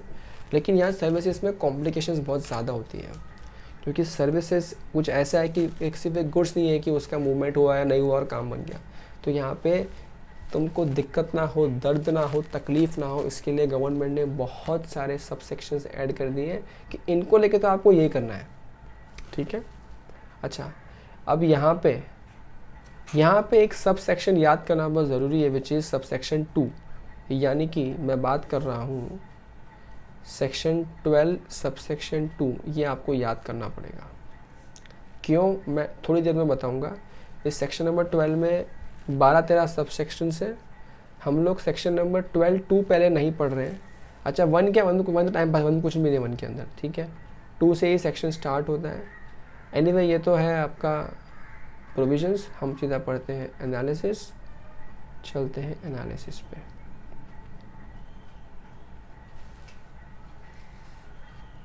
ये आ गया एनालिसिस, ठीक है। सेक्शन नंबर 12-2 ये मैंने कहा थोड़ा लास्ट में पढ़ेंगे, हालांकि मैंने आपके अंडरस्टैंडिंग के लिए यहाँ लिख दिया। इसका मतलब क्या है, जिसका कोई नहीं उसका सेक्शन नंबर 12-2 यानी कि जनरल सेक्शन है, ठीक है। तो जनरल तो हम लोग लास्ट में पढ़ लेंगे, पहले स्पेशल चीज़ें पढ़ना अनिवार्य है, तो स्पेशल चीज़ों में चलते हैं। ये आ गया पहले सेक्शन नंबर 12-3। ध्यान से सुनना, समझना और फोकस करना, बिकॉज सर्विसेज में ही इंस्टीट्यूट खेल बिगाड़ता है और बनाता है, ठीक है। सर्विसेज इन रिलेशन, अच्छा ध्यान रहे अपन करें सेक्शन नंबर 12 का अंदर होता है क्या है ना, ये चीज़ ध्यान रखना, लोकेशन ऑफ सप्लायर भी इंडिया का है, लोकेशन ऑफ रेसिपिएंट भी इंडिया का है। आई मीन सप्लायर भी इंडिया का है, रेसिपिएंट भी इंडिया का है, सप्लायर भी इंडिया का है, रेसिपिएंट। इस बात को, इस थंब रूल को मत भूलना, क्योंकि अगर सप्लायर और रेसिपिएंट में से दोनों में से कोई एक भी बाहर का है तो सेक्शन 13 में कवर हो जाएगा, ठीक है।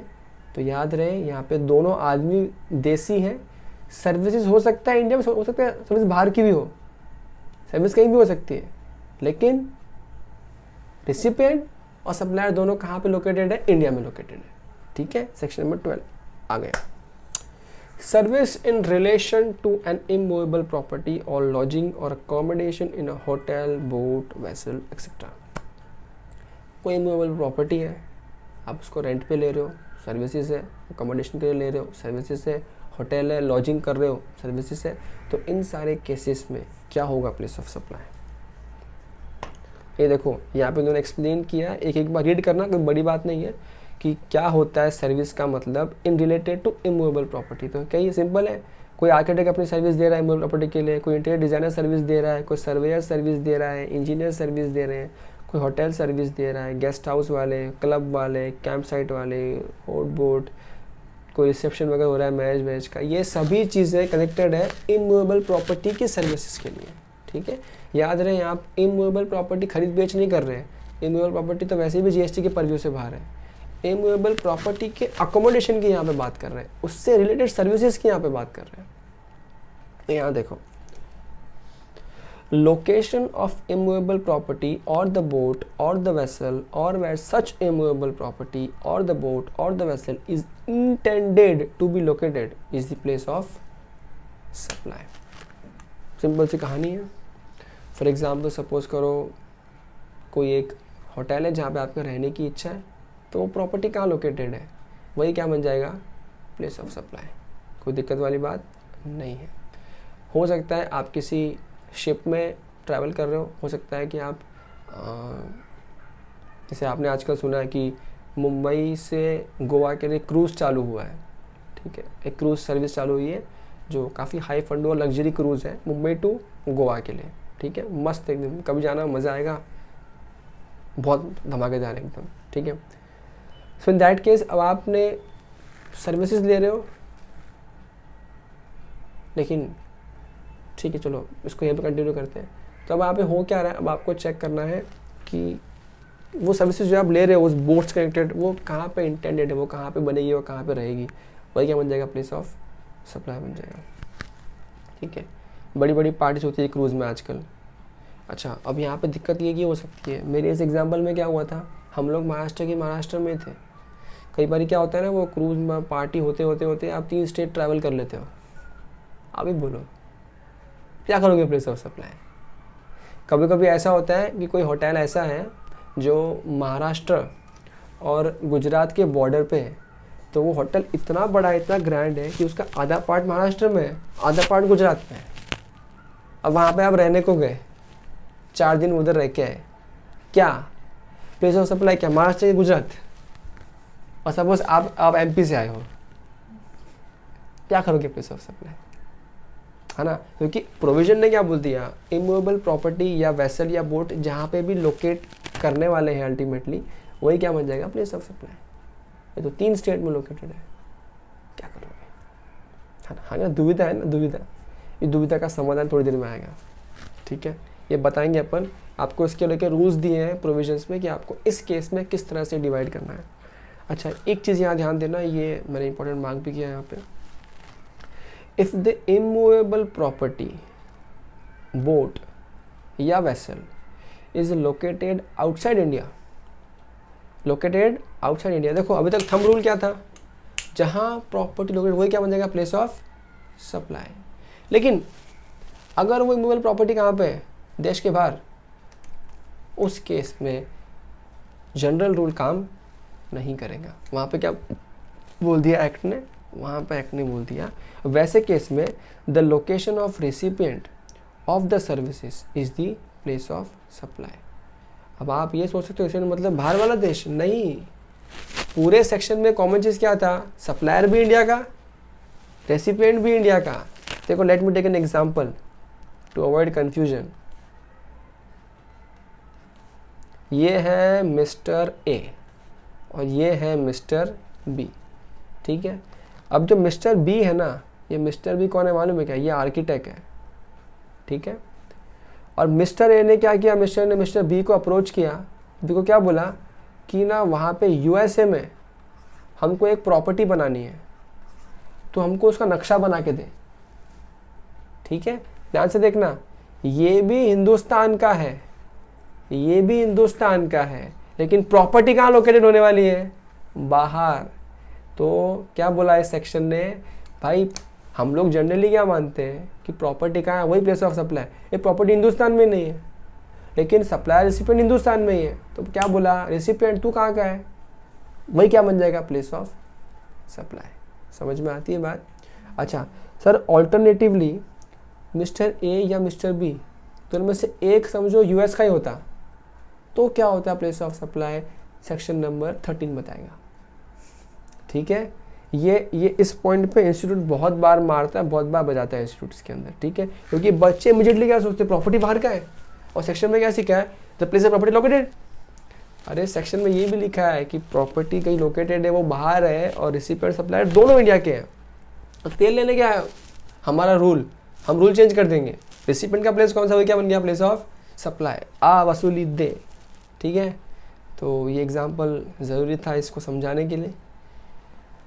फाइन। अच्छा एग्जाम्पल यहाँ पे एक और लिखा है, इसको भी पढ़ लेते हैं।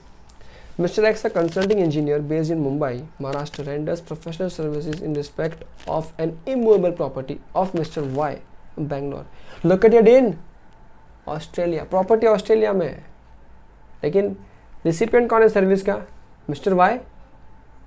तो फिर ऐसे केस में क्या होगा, since immovable property located outside India the place of supply of service is the location of the recipient that is Bangalore, वही क्या बन जाएगा, प्लेस ऑफ सप्लाई। अच्छा, ये सेक्शन नंबर 12(3) का एक शॉर्ट छोटा नमूना सा समरी।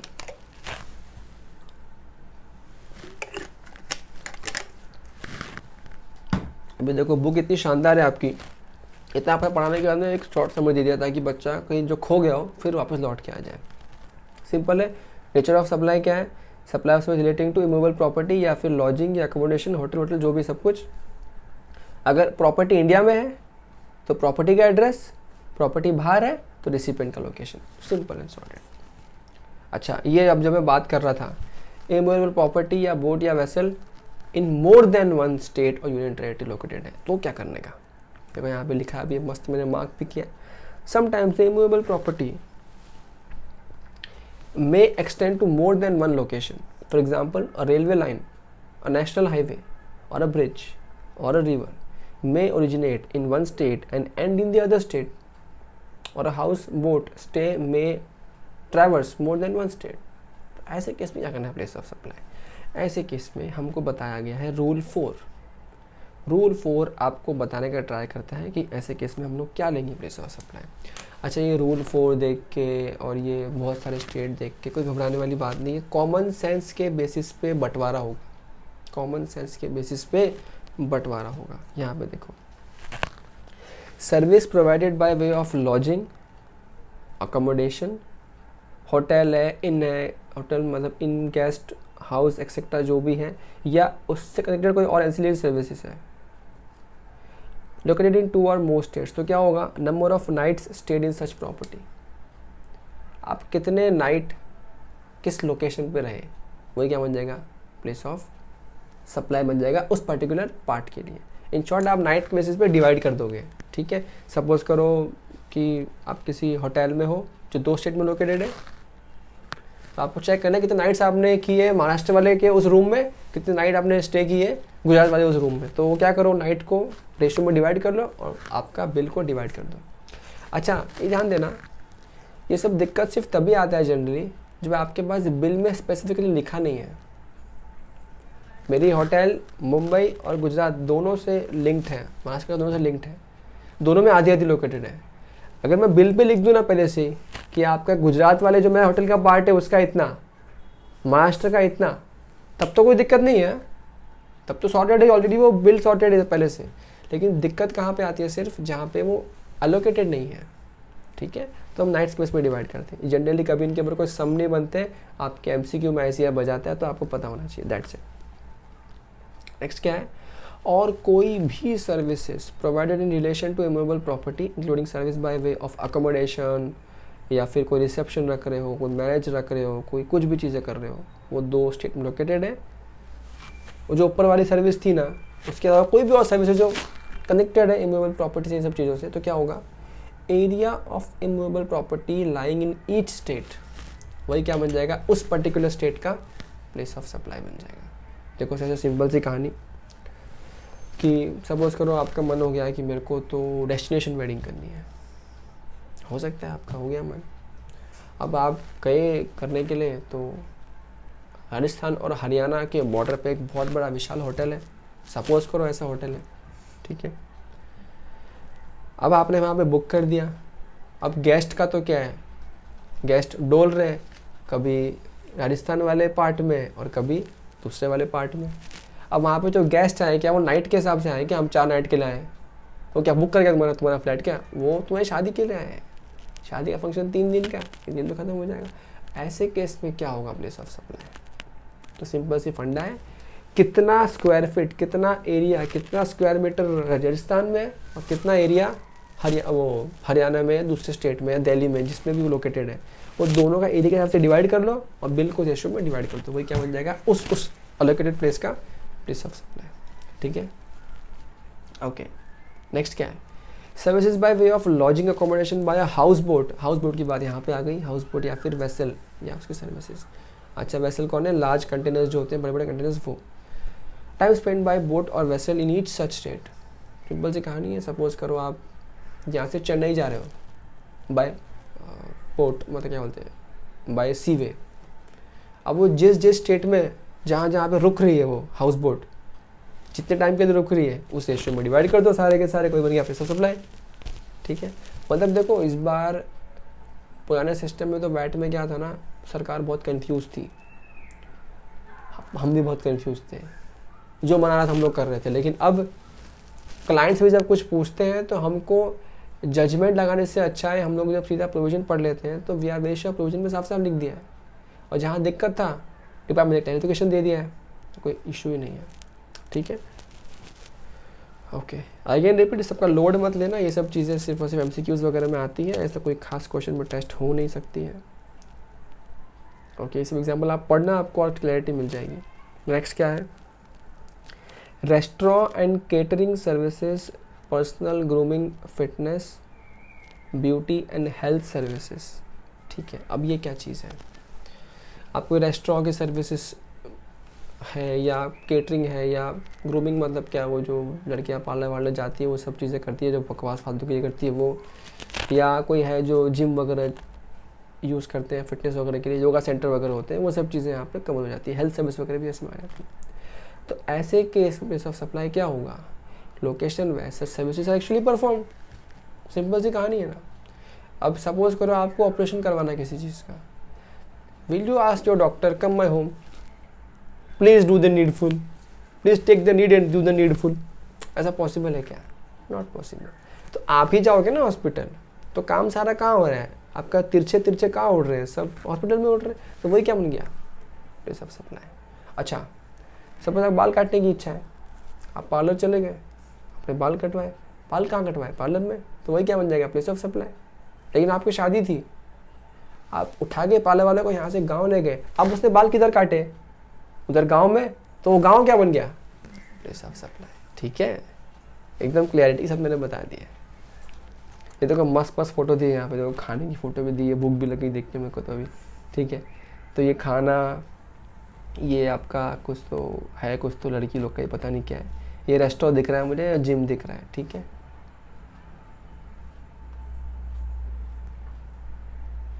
ओके।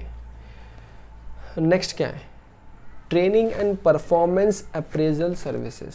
ये एक मस्त सर्विस है, ट्रेनिंग एंड अप्रेजल सर्विसेज। अब ऐसे केस में क्या होगा, ऐसे केस में आपको देखना है कि सप्लाई B2B है या B2C है। ठीक है, ये ट्रेनिंग प्रोवाइड करते हैं, जो कॉर्पोरेट्स में ट्रेनिंग वगैरह प्रोवाइड होती है, या कोई परफॉर्मेंस अप्रेजल बेसिस पे कुछ प्रोवाइड करते हैं, तो वहाँ पे आ जाता है। आपको चेक करना है B2B है या B2C है। अगर वो B2B है, इसका मतलब क्या था, सप्लाई रजिस्टर्ड है ही है, रिसिपिएंट भी रजिस्टर्ड है, तो अगर दोनों रजिस्टर्ड है तो क्या होगा, place of supply, place of supply would be location of such recipient, जहाँ पे रिसिपिएंट लोकेटेड है। मैं इसको ले लेता हूँ, जहाँ पे रिसिपिएंट लोकेटेड है वही क्या बन जाएगा, प्लेस ऑफ सप्लाई। लेकिन अगर वो B2C है तो नॉर्मल प्रोविजन कि वो परफॉर्मेंस कहाँ हुई है, वही क्या बन जाएगा, प्लेस ऑफ सप्लाई। देखो जैसे एग्जांपल और लेते हैं, अब जैसे मैं भी एक कॉलेज में जाता हूँ, पढ़ाने के लिए जाता हूँ, मैं ट्रेनिंग सर्विसेज दे रहा हूँ, वहाँ पे जो टीचर्स हैं उनको मैं ट्रेनिंग देता हूँ कि कैसे पढ़ाना है, क्या करना है, क्या नहीं करना है, सब मैं ट्रेनिंग देता हूँ उनको। इन दैट केस क्या मैं रजिस्टर्ड हूँ जीएसटी में? पहला क्वेश्चन ये आएगा। अगर रजिस्टर्ड हूँ, अच्छा ये एग्जाम्पल पूरी तरह सेट नहीं होगा बिकॉज वो कॉलेज इज एजुकेशन इंस्टीट्यूट जहाँ पे उनको जीएसटी एग्जेम्प्टेड है, ठीक है, तो कंसिडर करो वो कॉलेज नहीं है, वो एक ट्रेनिंग इंस्टीट्यूट है जो चीज़ें सिखाता है, ठीक है, तो बस आप उस पर ही इसको कनेक्ट कर लेना। क्या होगा, वो तो रजिस्टर्ड है। अब मैं मेरी बात करता हूँ, मैं अगर रजिस्टर्ड नहीं हूँ तो क्या होगा, जहाँ परफॉर्म कर रहा हूँ यानी कि वही सेंटर इंस्टीट्यूट, वही क्या बन जाएगा, प्लेस ऑफ सप्लाई। लेकिन अगर मैं रजिस्टर्ड हूँ तो अकॉर्डिंगली चेंज हो जाएगा। तो सप्लाई रेसिपिएंट के हिसाब से आप लोग इस तरह से काम कर सकते हो। एग्जाम्पल अच्छा लगे ना लगे बट समझ जाना, B2B होगा तो वो क्या होगा, रजिस्टर्ड प्लेस ऑफ रेसिपिएंट। अगर B2C है तो जहाँ पे परफॉर्म किया वही क्या बन जाएगा, प्लेस ऑफ सप्लाई। अच्छा नेक्स्ट क्या है, देखो ये जैन 21 के एग्जाम में पूछा भी गया है, ठीक है। Services by way of admission to events और अम्यूजमेंट पार्क और अदर प्लेसेस। अब हर बार बच्चे कंफ्यूज रहते हैं, ये एडमिशन टू इवेंट क्या होता है, बिकॉज देखो नेक्स्ट पार्ट क्या आने वाला है, नेक्स्ट पार्ट आने वाला है organisation of events. Students get confuse, event दो जगह आ रहे हैं, कौन सा लेने का, तो ध्यान से देखो। पहला वाला क्या है, admission to event which means entry ticket, ठीक है, अपने अंडरस्टैंडिंग के लिए कि एंट्री कर रहे हैं ना उसका सर्विस, एंट्री का सर्विसेज। तो ये देखो यहाँ पे कल्चरल प्रोग्राम होते हैं, स्पोर्टिंग प्रोग्राम होते हैं, एजुकेशन होते हैं, तो यहाँ पे जो एडमिशन होते हैं इवेंट का, उस केस में प्लेस ऑफ सप्लाई क्या होगा। तो यहाँ पे देखो, place where event is actually held or the where the park or such other place is located. Simple सी कहानी है ना कि वहाँ पे जहाँ पे वो पार्क लोकेटेड है वही क्या बन जाएगा, प्लेस ऑफ सप्लाई। या जहाँ पे वो इवेंट हो रहा है, सपोज करो आपने अरिजीत सिंह का एक इवेंट है, जैसे लास्ट टाइम नई मुंबई में एक स्टेडियम में हुआ था इवेंट, स्टेडियम नहीं स्टूडियो, आई डोंट नो जो भी बोलते हैं, वहाँ पे अरिजीत सिंह का कॉन्सर्ट हुआ था, लाइव कॉन्सर्ट हुआ था पिछले साल कोविड के ज़माने के 6-8 महीने पहले। तो आप टिकट कहाँ से ले रहे हो, तेल लेने गया, टिकट कहाँ से ले रहे हो, तेल लेने गया। सर्विस कहाँ पे हो रही है, इवेंट कहाँ पे हो रही है, और नई मुंबई में, तो वही क्या बन जाएगा, प्लेस ऑफ सप्लाई, ठीक है। कोर कॉन्सेप्ट से मत हिलना, हम लोग चल क्या रहे हैं, पब्लिक हो जाता है, ठीक है। ओके नेक्स्ट क्या है, organisation of event and sponsorship services. ये वाला लिख देना ऊपर एक्स्ट्रा, ये लिखा हुआ नहीं है वहाँ पे, बट ये पूरी सर्विसेज कवर होती है यहाँ पे। अगर यहाँ पे आपको चेक करें तो आपका भी ध्यान देना, जो ये बड़ी बड़ी सर्विसेज है ना, वहाँ पे B2B B2C बीच में आ जा रहा है, नॉर्मल जगहों पे नहीं आ रहा है। अगेन इवेंट ऑर्गेनाइज कर रहे हो मतलब क्या है, तो बहुत बड़ा काम हो गया। हाँ तो सिर्फ एंट्री एडमिशन हो रहा था, आप इवेंट में साउंड कैसा है, इंजीनियरिंग कैसा है, ये कैसा वो कैसा है, पूरा एक कॉन्सेप्ट ऑर्गेनाइज करने का सर्विस। ऐसे केस में क्या होगा, प्लेस ऑफ सप्लाई। अगर वो B2B है तो फंडा सिंपल है, रेसिपिएंट का प्लेस क्या होगा, प्लेस ऑफ सप्लाई। अगर वो B2B नहीं है तो क्या होगा, place of supply is a place where event is actually held. जैसे लास्ट टाइम था सेम वैसे इवेंट का हेल्ड हुआ, लेकिन यहाँ देखो वापस से अनोखा एक्सेप्शन देखो मैं लिखा है यहाँ पे भी, क्या अनोखा एक्सेप्शन, अगर वो इवेंट इंडिया के बाहर हो रहा है तो क्या बोला, रेसिपिएंट ही क्या बन जाएगा, प्लेस ऑफ सप्लाई। क्योंकि अगेन मेरा केस तो वही चल रहा है कि सप्लायर भी इंडिया का है, रेसिपिएंट भी इंडिया का है। तो इन शॉर्ट गवर्नमेंट क्या चाहता है पता है क्या तुमको इंडिया के परमिशन यूज़ करना है क्या, इंडिया में करना है इवेंट, लेकिन तुमको यहाँ पे रह के बाहर वालों के लिए काम करना है क्या, करना, लेकिन उसकी प्लेस ऑफ सप्लाई क्या होगा, बाहर का प्लेस ऑफ सप्लाई होगा, ठीक है। ये सिर्फ समझने के लिए मैंने बताया, कोई इसका एक्चुअल वास्ता नहीं है किसी भी कानून के साथ। फाइन, देखो यहाँ और क्या लिखा है, place of supply of ancillary services to organisation of such type of event or assigning the sponsorship to such events is also determined under sub section 7, यही मतलब section that is the manner described above. अच्छा ये क्या बात कर रहा है, वो बोल रहा है जो एंसिलियरी सर्विसेज है ना, यानी कि जो एडिशनल या जो सपोर्टिव सर्विसेज है इसी इवेंट ऑर्गेनाइज करने को लेके, उसको भी क्या मान लेंगे, कवर कर लेंगे इसी सर्विसेज के अंदर। फॉर एग्जाम्पल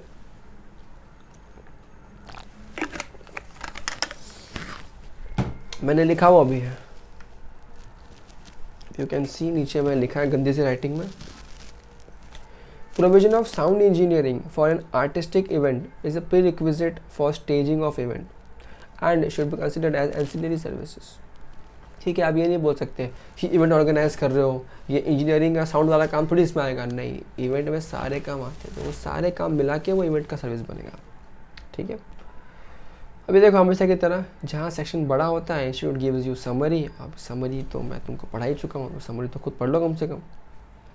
ओके, अच्छा ये देखो सेम यहाँ पे भी कहानी, वही वाली कहानी, event held in more than one state. 2 जगह साथ में इवेंट हो रही है। अरे आप सिंपल समझो ना, अब मोदी साहब तो तुम जानते हो, एक रैली चालू किया महाराष्ट्र से, चलते चलते गुजरात तक पहुंच गए, क्या है प्लेस ऑफ सप्लाई। अब रैली खुद अकेले तो करेंगे नहीं, बीच में प्रोवाइडर्स होते हैं, ऑर्गेनाइजर्स होते हैं जो आते हैं इवेंट करवा के देते हैं, क्या होगा प्लेस ऑफ सप्लाई। तो यानी कि मोर देन वन स्टेट अगर सर्विसेज कंटिन्यू हो रही है तो क्या होगा प्लेस ऑफ सप्लाई। तो सिंपल जैसे वहाँ अब एक बार बस सीखे लॉजिक ना, लॉजिक जो है सब जगह लागू हो जाता है। अब से हम एग्जाम में how will we identify logic. Exam में आपको 10 चीज़ नहीं दी होगी, एग्जाम में आपको ढूंढना है लॉजिकल क्या आंसर मिल रहा है डिवाइड करने के लिए। जैसे अब यहाँ पे, अच्छा अब ये दिक्कत याद रखना, हमेशा दिक्कत सिर्फ तब आएगी जब अमाउंट अलोकेटेड नहीं है पहले से। इफ़ इट इज़ लोकेटेड तब तो दिक्कत वाली बात नहीं है। फॉर एग्जाम्पल जो मोदी साहब की इवेंट में ऑर्गेनाइज करवाई, उसमें लिख दिया है कि साहब आप ना 4 घंटा महाराष्ट्र में रहोगे, उसका 10 लाख रुपए का बिल है, और 5 घंटा गुजरात का 5 लाख रुपए का, तब तो दिक्कत ही नहीं है। पर हमने क्या किया, एक बड़ा बिल बना दिया 10 लाख रुपए का। अब क्या करूँ, बिल कैसे बनाऊँ, वहाँ पे तुमसे सवाल पूछ रहा है, तुमको प्रोविजन क्लैरिटी दे रहा है। ठीक है, तो ऐसे केस में आपको जो भी आइडिया दिया होगा, जो तरीका दिया होगा, जैसे अपने लास्ट टाइम देखा, कुछ जो भी मैच तरीका होता है उससे आप काम कर सकते हैं। ठीक है, the above provision is applicable only when the recipient is unregistered, as for the registered recipient the place of supply is the location of such recipient। Simple सी कहानी है। देखो मैं दोबारा यहाँ पे आ जाता हूँ, ये देखो कंफ्यूज मत होना, एग्जाम में दिक्कत हो जाएगी, कान खोल के लिसन। हम लोग यहाँ पे B2B और B2C दोनों डिस्कस कर रहे हैं। ये रहा यहाँ पे, what is this, this is, ये है B2B और ये है B2C।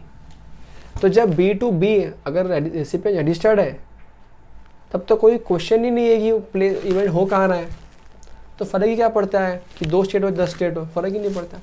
लेकिन अगर रेसिपिएंट रजिस्टर्ड नहीं है तब फ़र्क पड़ता है, बिकॉज प्रोविजन में क्या लिखा है, place of recipient of service, वो तो बहुत सारी है। तो ये ध्यान रहे, अगर वो B2B है ऐसे केस में तो स्ट्रेट अवे क्या है, वो रेसिपिएंट का जो लोकेशन वही बन जाएगा प्लेस ऑफ सप्लाई। इवेंट का टेंशन लेना देना नहीं है। ठीक है, तो ये भूलना नहीं। इसलिए देखो जो जो चीज़ इंपॉर्टेंट है मैंने हर एक वो चीज़ मार्क कर दी है, और यहाँ पे चाहिए तो मैं अलग से मार्क कर देता हूँ कि ये लाइन इंपॉर्टेंट है, दिक्कत ना हो। ओके, सो नेक्स्ट है transportation of goods including mail और कुरियर। ये देखो ये भी Jan 20 के एग्जाम में आ चुका है, उसके बाद दोबारा उसके बाद May 21 के RTP के अंदर भी आ गया है इसके ऊपर क्वेश्चन। तो समझ जाना, अभी इंस्टीट्यूट तुमको हर कोने कोने से टेस्ट करने के प्रयास कर रहा है। ओके, अगर यहाँ भी फंडा बहुत सिंपल है, अगर वो B2B है यानी कि रेसिपिएंट रजिस्टर्ड है तो उसका प्लेस क्या बन जाएगा, प्लेस ऑफ सप्लाई। गुड्स कहाँ जा रहा है, भाड़ में गया। लेकिन अगर वो B2C है, कंज्यूमर रजिस्टर्ड नहीं है, तो place of supply is the location at which such goods are handed over for their transportation. I repeat, goods जहाँ पहुँच रहा है उसकी बात नहीं हो रही है यहाँ पे, जहाँ ट्रांसपोर्ट के लिए दे रहे हैं। देखो ध्यान से, where such goods are handed over for transportation. Sir example लो, ऐसे मजा नहीं आ रहा है। ध्यान से देखो, ध्यान से देखो, सुनो और समझो। आप ट्रांसपोर्ट का काम करते हो, ठीक है, आप ट्रांसपोर्ट का काम करते हो, आप गुड्स और ये सब ट्रांसपोर्ट करके देते हो। तो अब याद रहे, अपन तो सप्लाई ऑफ सर्विस सीख रहे, गुड्स तो सीख नहीं रहे, तो गुड्स तो भाड़ में गया। मैं ट्रांसपोर्ट का काम करता हूँ, किसी भी गुड्स किसी भी कैरेज वैरेज का। तो ऐसे केस में क्या होगा, मैं सर्विस दूंगा किसको, जिसका गुड्स मुझे पहुंचाना है, और जिसको पहुंचाना है उनको सर्विस दूंगा। बेसिकली मैं सर्विस देता हूं जनरली उसको जिसका गुड्स है, जिसको मेरे को पहुंचाना है, आगे पहुंचाना है उसको। अब मैं सप्लायर बन गया, ट्रांसपोर्टर सप्लायर बन गया, जो बंदा गुड्स था जो पहुंचाना है वो रिसिपिएंट बन गया। ठीक है, मेरे लिए ट्रांसपोर्टर के लिए। अब इस केस के अंदर ये रिसिपिएंट रजिस्टर्ड है क्या, सपोज मैं महाराष्ट्र में, मैं मुंबई में लोकेटेड हूँ, रिसिपिएंट भी कहाँ का है, मुंबई का है, तो मैं सप्लायर रजिस्टर्ड हूँ, रिसिपिएंट भी रजिस्टर्ड है क्या। अगर आंसर येस है तो रिसिपिएंट का प्लेस ही क्या बन जाएगा, प्लेस ऑफ सप्लाई, सप्लायर के लिए, ट्रांसपोर्टर के लिए। लेकिन अगर रिसिपिएंट रजिस्टर्ड नहीं है तो क्या होगा, ये गुड्स देने तो मुझे आया ना कहीं पे, तो मेरी लॉरी खड़ी है, वहां माल रखने आया ना, तो जहां माल रखने आया ना लॉरी में, goods handed over for transport, वही क्या बन जाएगा, प्लेस ऑफ सप्लाई। समझ में आई है कहानी, ठीक है। अब ये बंदा कहीं का भी हो सकता है। लेट्स चेंज द एग्जांपल, ठीक है। अब चेंज हम किसका करेंगे अपन, ये बंदा जो है, बंदा इंदौर का है, ठीक है, ये बंदा रजिस्टर्ड है, रेसिपिएंट रजिस्टर्ड है, बंदा इंदौर का है, ये बंदा मेरे पास आया, बोला ये सामान है ना आपको यहाँ से वहाँ पहुँचाना है, बोलेगा ठीक है हो जाएगा। अब मैं वो सामान इंदौर से उठा के या कहीं से भी उठा के कहीं भी पहुँचा रहा हूँ, रेसिपिएंट रजिस्टर्ड है ना, तो कहानी ख़त्म, इसकी प्लेस क्या है, इंदौर, वही क्या बन गया, प्लेस ऑफ सप्लाई। लेकिन सेकेंड एग्जाम्पल, सेकेंड केस में ये बंदा रजिस्टर्ड नहीं है, सप्लाई B2C हो गया। अब मेरे को ये देखना है कि वो हैंड ओवर कहाँ कर रहा है मुझे गुड्स, क्या वो मुझे हैंड ओवर गुजरात पे कर रहा है, क्या वो मुझे हैंड ओवर महाराष्ट्र में लाके कर रहा है, क्या मुझे वो हैंड ओवर इंदौर में लगे कर रहा है, जहाँ से हैंड ओवर करवा रहा है, जहाँ मेरी लॉरी में माल रख रहा है, वही क्या बन जाएगा, प्लेस ऑफ सप्लाई। समझा क्या, ऐसा लग रहा है ना GST इतना बड़ा भी है क्या, इतना सब भी है क्या। हम तो देखते थे रिटर्न भरते भरते कि एक बिल है परचेज का, एक बिल है सेल का, कहानी खत्म।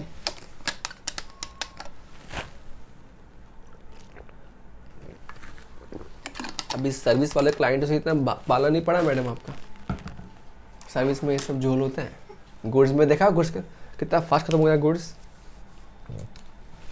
ओके, सो आई होप ये एग्जाम्पल क्लियर है। यहाँ पे एग्जाम्पल्स और लिखे हैं, I recommend please please please इनको गो थ्रू करिए, आपको बहुत अच्छा फील होगा। और उसके बाद मुझे पूछिए डाउट, मुझे भी अच्छा फील होगा कि कुछ समझ में तो आ रहा है।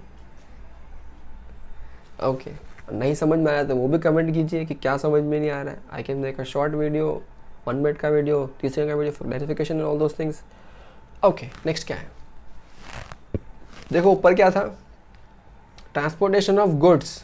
यहाँ पे गुड्स का ट्रांसपोर्ट कर रहे हैं, सामान को उठा के यहाँ से वहाँ फेंक रहे हैं, और नीचे आदमियों को यहाँ से वहाँ उठा के फेंक रहे हैं, मतलब आई मीन पैसेंजर को ट्रांसपोर्ट कर रहे हैं। अगेन यहाँ पे भी सेम फंडा है, without confusion, B2B and B2C।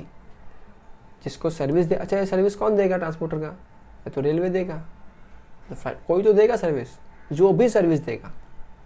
अगर वो सप्लाई छोड़ो, अगर रेसिपिएंट रजिस्टर्ड है तो क्या बन जाएगा, उसी के पास क्या बन जाएगा, प्लेस ऑफ सप्लाई। लेकिन अगर रेसिपिएंट रजिस्टर्ड नहीं है तो क्या होगा, लोकेशन, बगा location where passenger embarks on the conveyance for a continuous journey। ये देखो, ये थोड़ा सा मज़ेदार है, देखो ध्यान से समझो। क्या बोला, सपोज मैं रेलवे हूँ, सपोज मैं इंडियन रेलवे हूँ, ठीक है। मैं क्या सर्विस दे रहा हूँ, पैसेंजरों को उठा के यहाँ से मैं फेंक रहा हूँ, ठीक है, ये मेरा सर्विस है। अब सपोज करो तुम मेरे पास आए और तुमने बोला कि मेरे को दिल्ली जाना है, तुम्हारी ट्रेन से दिल्ली जाना है, तो मैं ना पूछूंगा तुमको क्या आप रजिस्टर्ड हो GST में। अगर आप कहते हो यस, तो मैं आपका डिटेल लिख दूंगा यहाँ पे, ठीक है, डिटेल मैंने लिख दिया यहाँ पे। अब आप क्या बन गए, जैसे B2B हो गया। अब जब B2B हो गया तो आपका जो भी एड्रेस रजिस्टर्ड है GST में, वही क्या बन जाएगा, प्लेस ऑफ सप्लाई। कोई दिक्कत वाली बात नहीं, यानी कि location of recipient would be place of supply.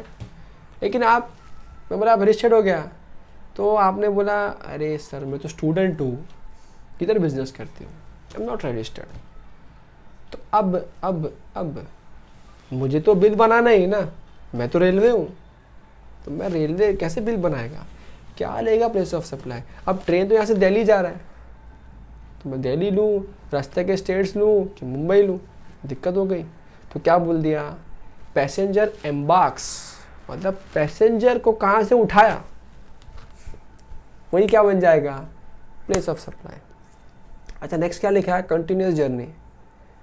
जैसे एग्जांपल, सपोज करो आप महाराष्ट्र से राजस्थान जा रहे हो, और सपोज करो कोई एक सिंगल ट्रेन नहीं जाती है वहाँ पर, सपोज करना है जाती है, ठीक है, कुछ लोग कमेंट ना करते हो नहीं, जैसा ऐसा नहीं, जाती है, सपोज करो नहीं जाती है।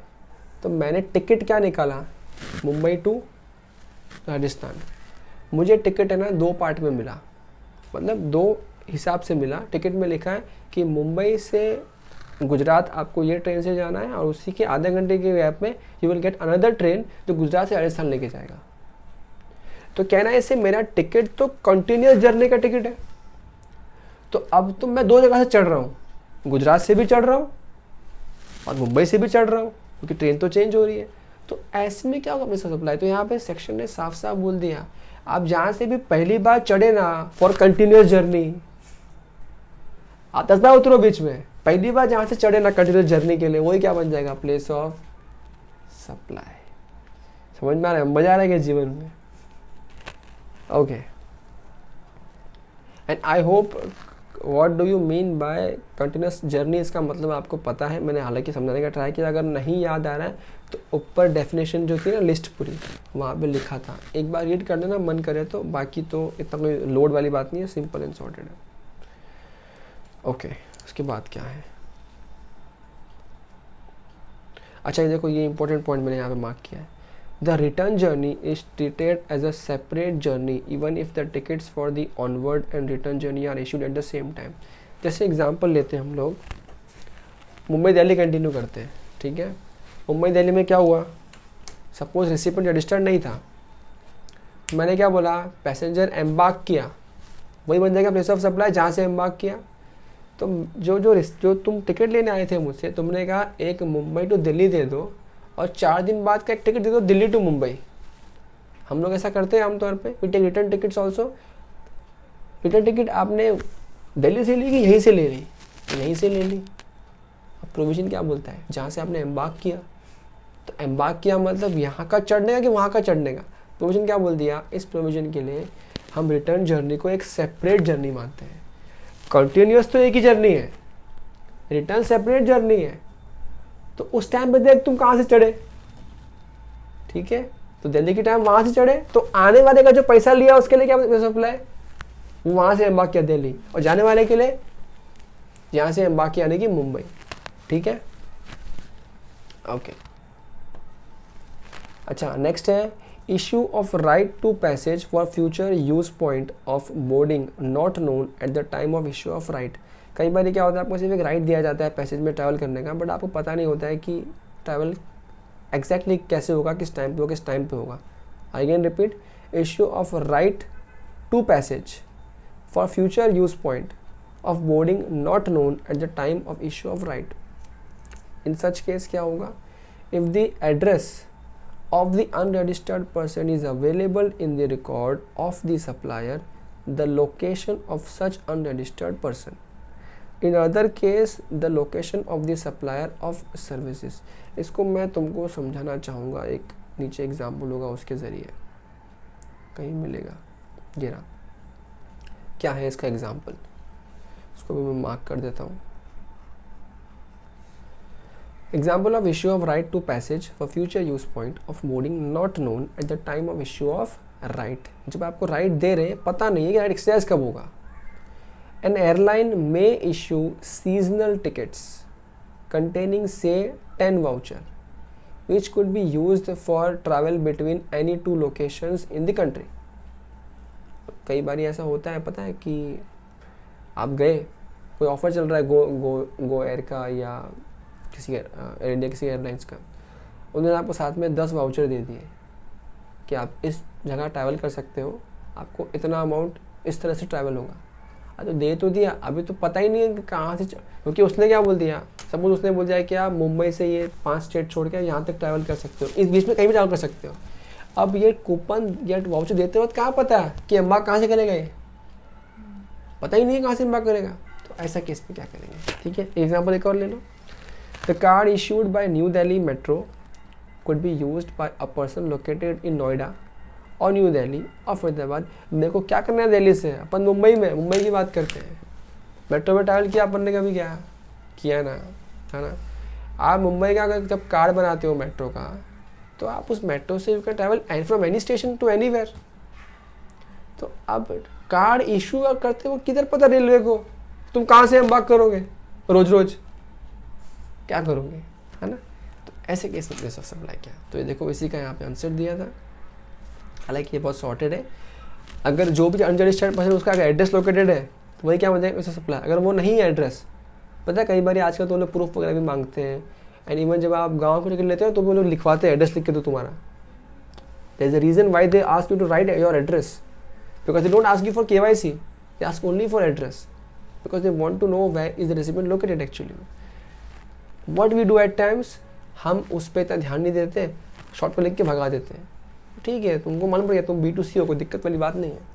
ठीक है, तो अगर कोई एड्रेस लोकेटेड है तो वही बन जाएगा प्लेस ऑफ सप्लाई। ठीक है, तो ये इतना कुछ है नहीं। Services supplied on board a conveyance.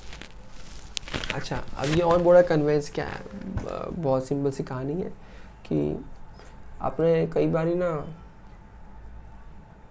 किसी ट्रेन में या किसी वेसल में या किसी शिप वगैरह में देखा होगा कि जब सर्विस दी जा रही है तो रास्ते में मसाज वाले भी रखे हुए हैं। हाँ, होता है, कभी बड़े बड़े शिप में ट्रैवल करना तो ऐसा होता है ना। कभी कभी टीवी में भी देखा होगा, जैसे एग्जांपल आपने मूवी देखी है कहो ना प्यार है, उस शिप में इवेंट नहीं होता क्या? उस शिप में गाने नहीं बजते क्या? प्यार की कश्ती में प्यार नहीं होता क्या? होता है ना। तो कह रहे हैं ऐसे मल्टीपल सर्विसेज और दी जाती है वहाँ पे। ठीक है, अब ये गुड्स की बात मैं नहीं कर रहा, मैं बात कर रहा हूँ सर्विसेज की बात कर रहा हूँ। फॉर एग्जांपल वो जो दारू सर्व कर रहा है, उस जगह पर जो दारू सर्व कर रहा है वो दारू गुड्स हो सकता है। ठीक है, लेकिन वो जो सर्विस बंदा दे रहा है वो तो सर्विसेज दे रहा है, जो सर्व कर रहा है वो तो सर्विसेज दे रहा है। इन that case services supplied on board a conveyance, मतलब किसी भी कन्वेंस पे, कन्वेंस मतलब वही आपका वेसल है या एयरक्राफ्ट है या ट्रेन है, जो भी है, आपको वहाँ पे जो सर्विसेज दी जा रही है उसमें क्या होगा, the location of the first schedule point of departure of that conveyance for that journey. पहली बार, एकदम पहली बार किस शेड्यूल पॉइंट पे डिपार्चर यहाँ से वो जर्नी चालू हो रही है, वही क्या बन जाएगा, प्लेस ऑफ सप्लाई। देखो इसमें गुड्स में अलग था, उसमें क्या था कहाँ से सामान चढ़ा, अब यहाँ से कैसे बोले कहाँ से आदमी चढ़ा, समझ रहे क्या बात को? तो बोला ये जो चीज़ें पता करना नहीं पॉसिबल है ना, उसमें हम क्या करेंगे, क्योंकि अगर ट्रेन में 50 आदमी हो सब लोग क्या बोलेंगे, मैं तो वहाँ से आया, मैं तो वहाँ से आया, ये क्या करूँ मैं, मतलब जिसको CGST चाहिए बोलेगा मैं वहाँ से आया, IC बोलेगा मैं वहाँ, तो क्या करेंगे ऐसा। ठीक है, तो सिंपल क्या बोल दिया लोगों ने कि जहाँ से जर्नी स्टार्ट होती है, जहाँ से डिपार्चर होता है, वही क्या बन जाएगा, प्लेस ऑफ सप्लाई। तुम्हारी फ्लाइट हो सकता है कि मुंबई से किधर भी जा रही हो, मुंबई ही जहाँ से शुरू हो रही हो क्या बन जाएगा, place of supply.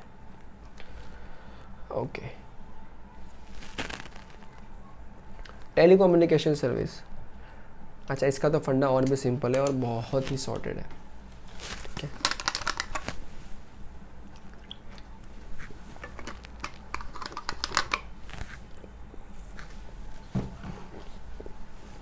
Okay, telecommunication services. अब इसमें क्या होता है, ये जो हम लोग सर्विसेज लेते हैं ना, ठीक है, यहाँ फ़ोटो भी अच्छी फ़ोटो दी है मस्त एकदम।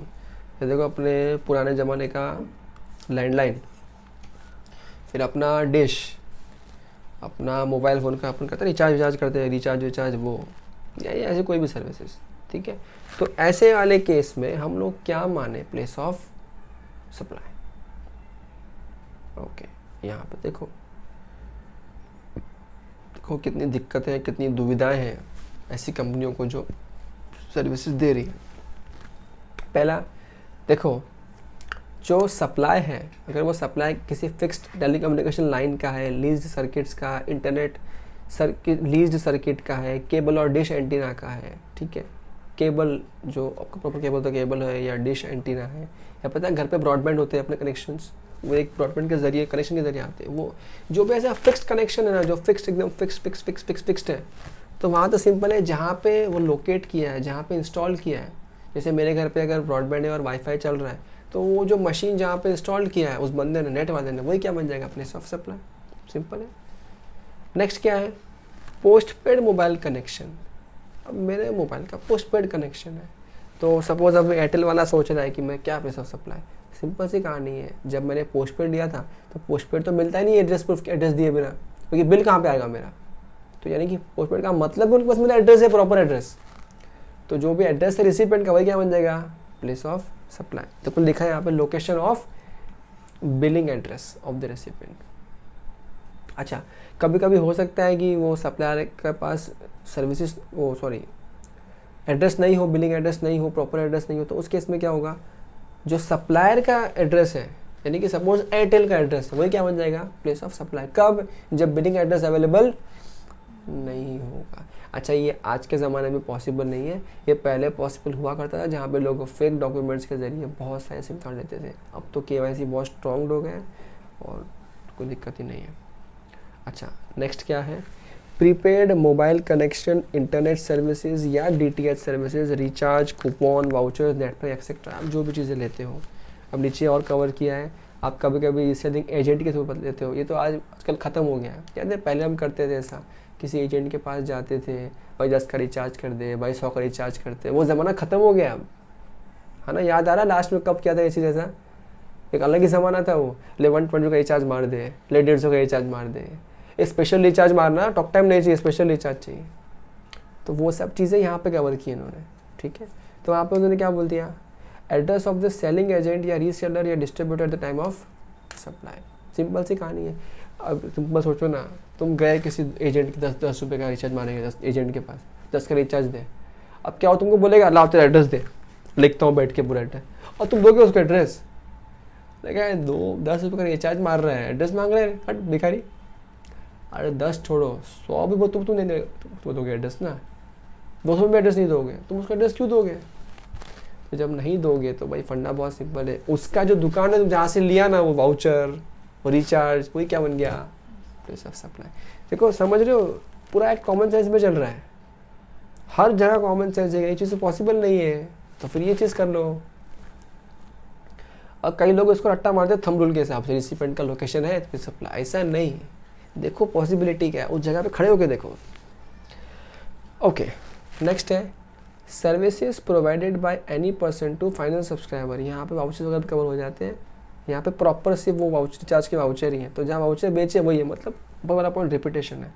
नेक्स्ट है prepaid services the payment for which it is made through internet banking और अदर इलेक्ट्रॉनिक मोड। जैसे आज का ज़माना, हम रिचार्ज करते हैं पेटीएम के थ्रू या ऑनलाइन किसी भी थ्रू रिचार्ज करते हैं, तो उस केस में क्या होगा, place of supply, location of the recipient of services in the records of the supplier of services. अब तो सिंपल सी कहानी, जैसे आप जियो का रिचार्ज करते हो, तो जब आपने जियो का सिम कार्ड लिया होगा, उसका एड्रेस तो दिया ही होगा, उसका आधार कार्ड तो दिया ही था, तो जो एड्रेस उसके पास पड़ा ही है ना, वही क्या बन गया उसके लिए, प्लेस ऑफ सप्लाई, ठीक है। अच्छा, अगर कोई और केस बच गया, अगर हालांकि सारे आ गए, फिर कोई बच गया, तो address of the recipient as per the record of the supplier of service, जो भी एड्रेस उसके पास अवेलेबल हो वही place of supply.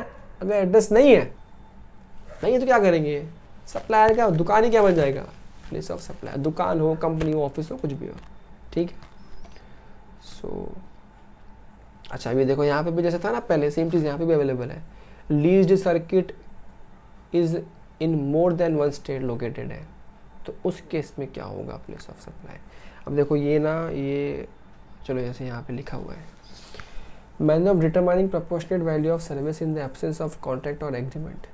In the absence of the contract or agreement between the supplier and the recipient of service, the value of service supplied in different states or union territories where the leased circuit is installed। देखो ये है ना फंडा, एकदम simple है, हालांकि इतना deep जाने की रिक्वायरमेंट नहीं है इसमें, बट सुन लो ऐसे ही। जैसे आपने पता है, अगर आपने IPCC में IT पढ़ा था ध्यान से, तो वहाँ पे आपने सर्किट स्विचिंग पढ़ा था, है ना। सर्किट स्विचिंग में क्या होता था, सर्किट स्विचिंग में जैसे अगर आपको यहाँ से महाराष्ट्र से गुजरात कॉल करना है, तो 4 सर्किट, मैं दिखाता हूँ इस तरह से, ये तो आदमी बन गया है, टावर बनाना है मेरे को, ये टावर, इस तरह के ये टावर होते हैं। आप यहाँ पे मुंबई में हो, आपको कॉल करना है गुजरात, क्या मुंबई टू गुजरात कोई लाइन लगा हुआ है, कोई केबल लगा हुआ है जिससे फ़ोन पे बात कर सकते हैं अपने से, लंबा केबल इतना नहीं ना, आपके फ़ोन में कोई केबल लगाएगा जो जा रहा है गुजरात तक, नहीं जा रहा है ना। आप क्या करते हो, आप वायरलेसली कॉल करते हो। तो वायरलेस कॉल होता कैसे, वो एक टावर से कनेक्ट होता है जो आपके आसपास होता है, फिर ये टावर रिश्ता जोड़ता है दूसरे टावर से, या तो यहाँ से जोड़ेगा या यहाँ से, यानी कि जहाँ से फास्ट रूट मिलेगा वहाँ से वो रिश्ता जोड़ेगा, और वो रिश्ता जोड़ते जोड़ते गुजरात में जहाँ पे कॉल करना है वहाँ तक रिश्ता पहुँच जाएगा। तो जैसे ही आपने यहाँ से कॉल किया वहाँ पे फ़ोन उठा, सर्किट एस्टैब्लिश हो जाता है। ऐसे केस में एयरटेल आपको सर्विसेज जो दे रहा है, फॉर एग्जांपल समझने के लिए, वो सर्विसेज आपको क्या दे रहा है, 4 स्टेट से, 3 स्टेट, 2 स्टेट से होते हुए दे रहा है। ऐसे केस में प्लेस ऑफ सप्लाई तो अलग हो जाना चाहिए, है ना। ये बात कर रहे हैं अपन सर्किट लाइन बेसिस की बात कर रहे हैं, सेलफोन की बात एक्चुअल में नहीं कर रहे हैं। तो ऐसे केस में क्या बोला, अगर 2-3 स्टेट में साथ में लोकेटेड है और अगर कंबाइंड बिल बन रहा है तो उस केस में आप क्या करोगे, आप देखो कि कौन से स्टेट में कितना सर्किट आ रहा है। यहाँ से गुजरात तक सपोज करो महाराष्ट्र में 4 सर्किट बीच में जा रहे हैं और वहाँ पे 10 सर्किट यूज़ हो रहे हैं, 4/14 में डिवाइड कर दो, 4/10 में कोई दिक्कत वाली बात नहीं है। सब MCQs में आया तो आया, बाकी तो ऐसा कोई सम इस पर बन नहीं सकता। ये पॉइंट TP के हैं तो मैंने मार्क कर दिए, फालतू है, छोड़ो, इग्नोर मारो। नेक्स्ट क्या है, financial and stock broking services. ये आपका favourite topic, capital market, financial market या स्टॉक ब्रोकिंग। आपका एंजल, जीरोधा, अपस्टॉक्स, ये सब जो सर्विसेज दे रहे हैं कौन सी सर्विसेज है, स्टॉक ब्रोकिंग सर्विसेज है। तो यहाँ पे क्या होगा, location of the recipient of service in the records of the supplier of services. However if the location of the recipient of service is not available in the records of the supplier, the place of supply is the location of the supplier of the service। Simple सी कहानी है, simple सा logic है। देखो ये भी आज के ज़माने में इतना वैलिड नहीं करता पूरा का पूरा पॉइंट, क्योंकि आज की डेट में जब आप अकाउंट खुलवाते हो किसी ब्रोकर के पास में, तो आप चाहो नहीं चाहो आपको पूरा KYC देना पड़ता है, तो आपका एड्रेस पहुंच जाता है उसके पास में।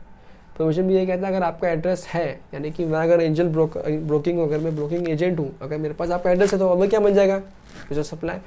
अगर मेरे पास एड्रेस नहीं है आपका, तो फिर जो मेरी लोकेशन है वही क्या बन जाएगी, प्लेस ऑफ सप्लाई। कोई बात ध्यान रखना, कभी भी ऐसा नहीं होगा कि सप्लाई का प्लेस मिल ही नहीं रहा है।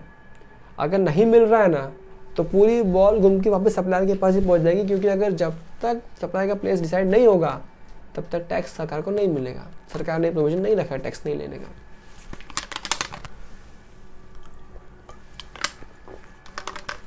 Okay, moving further, insurance services. अब इंश्योरेंस में फिर आपको देखना, ये बड़ा बिजनेस हो गया बहुत इंश्योरेंस, तो अब बड़ा मतलब B2B B2C देखना पड़ेगा आपको। तो B2B रिसिपिएंट रजिस्टर्ड है तो उसी का प्लेस ऑफ सप्लाई।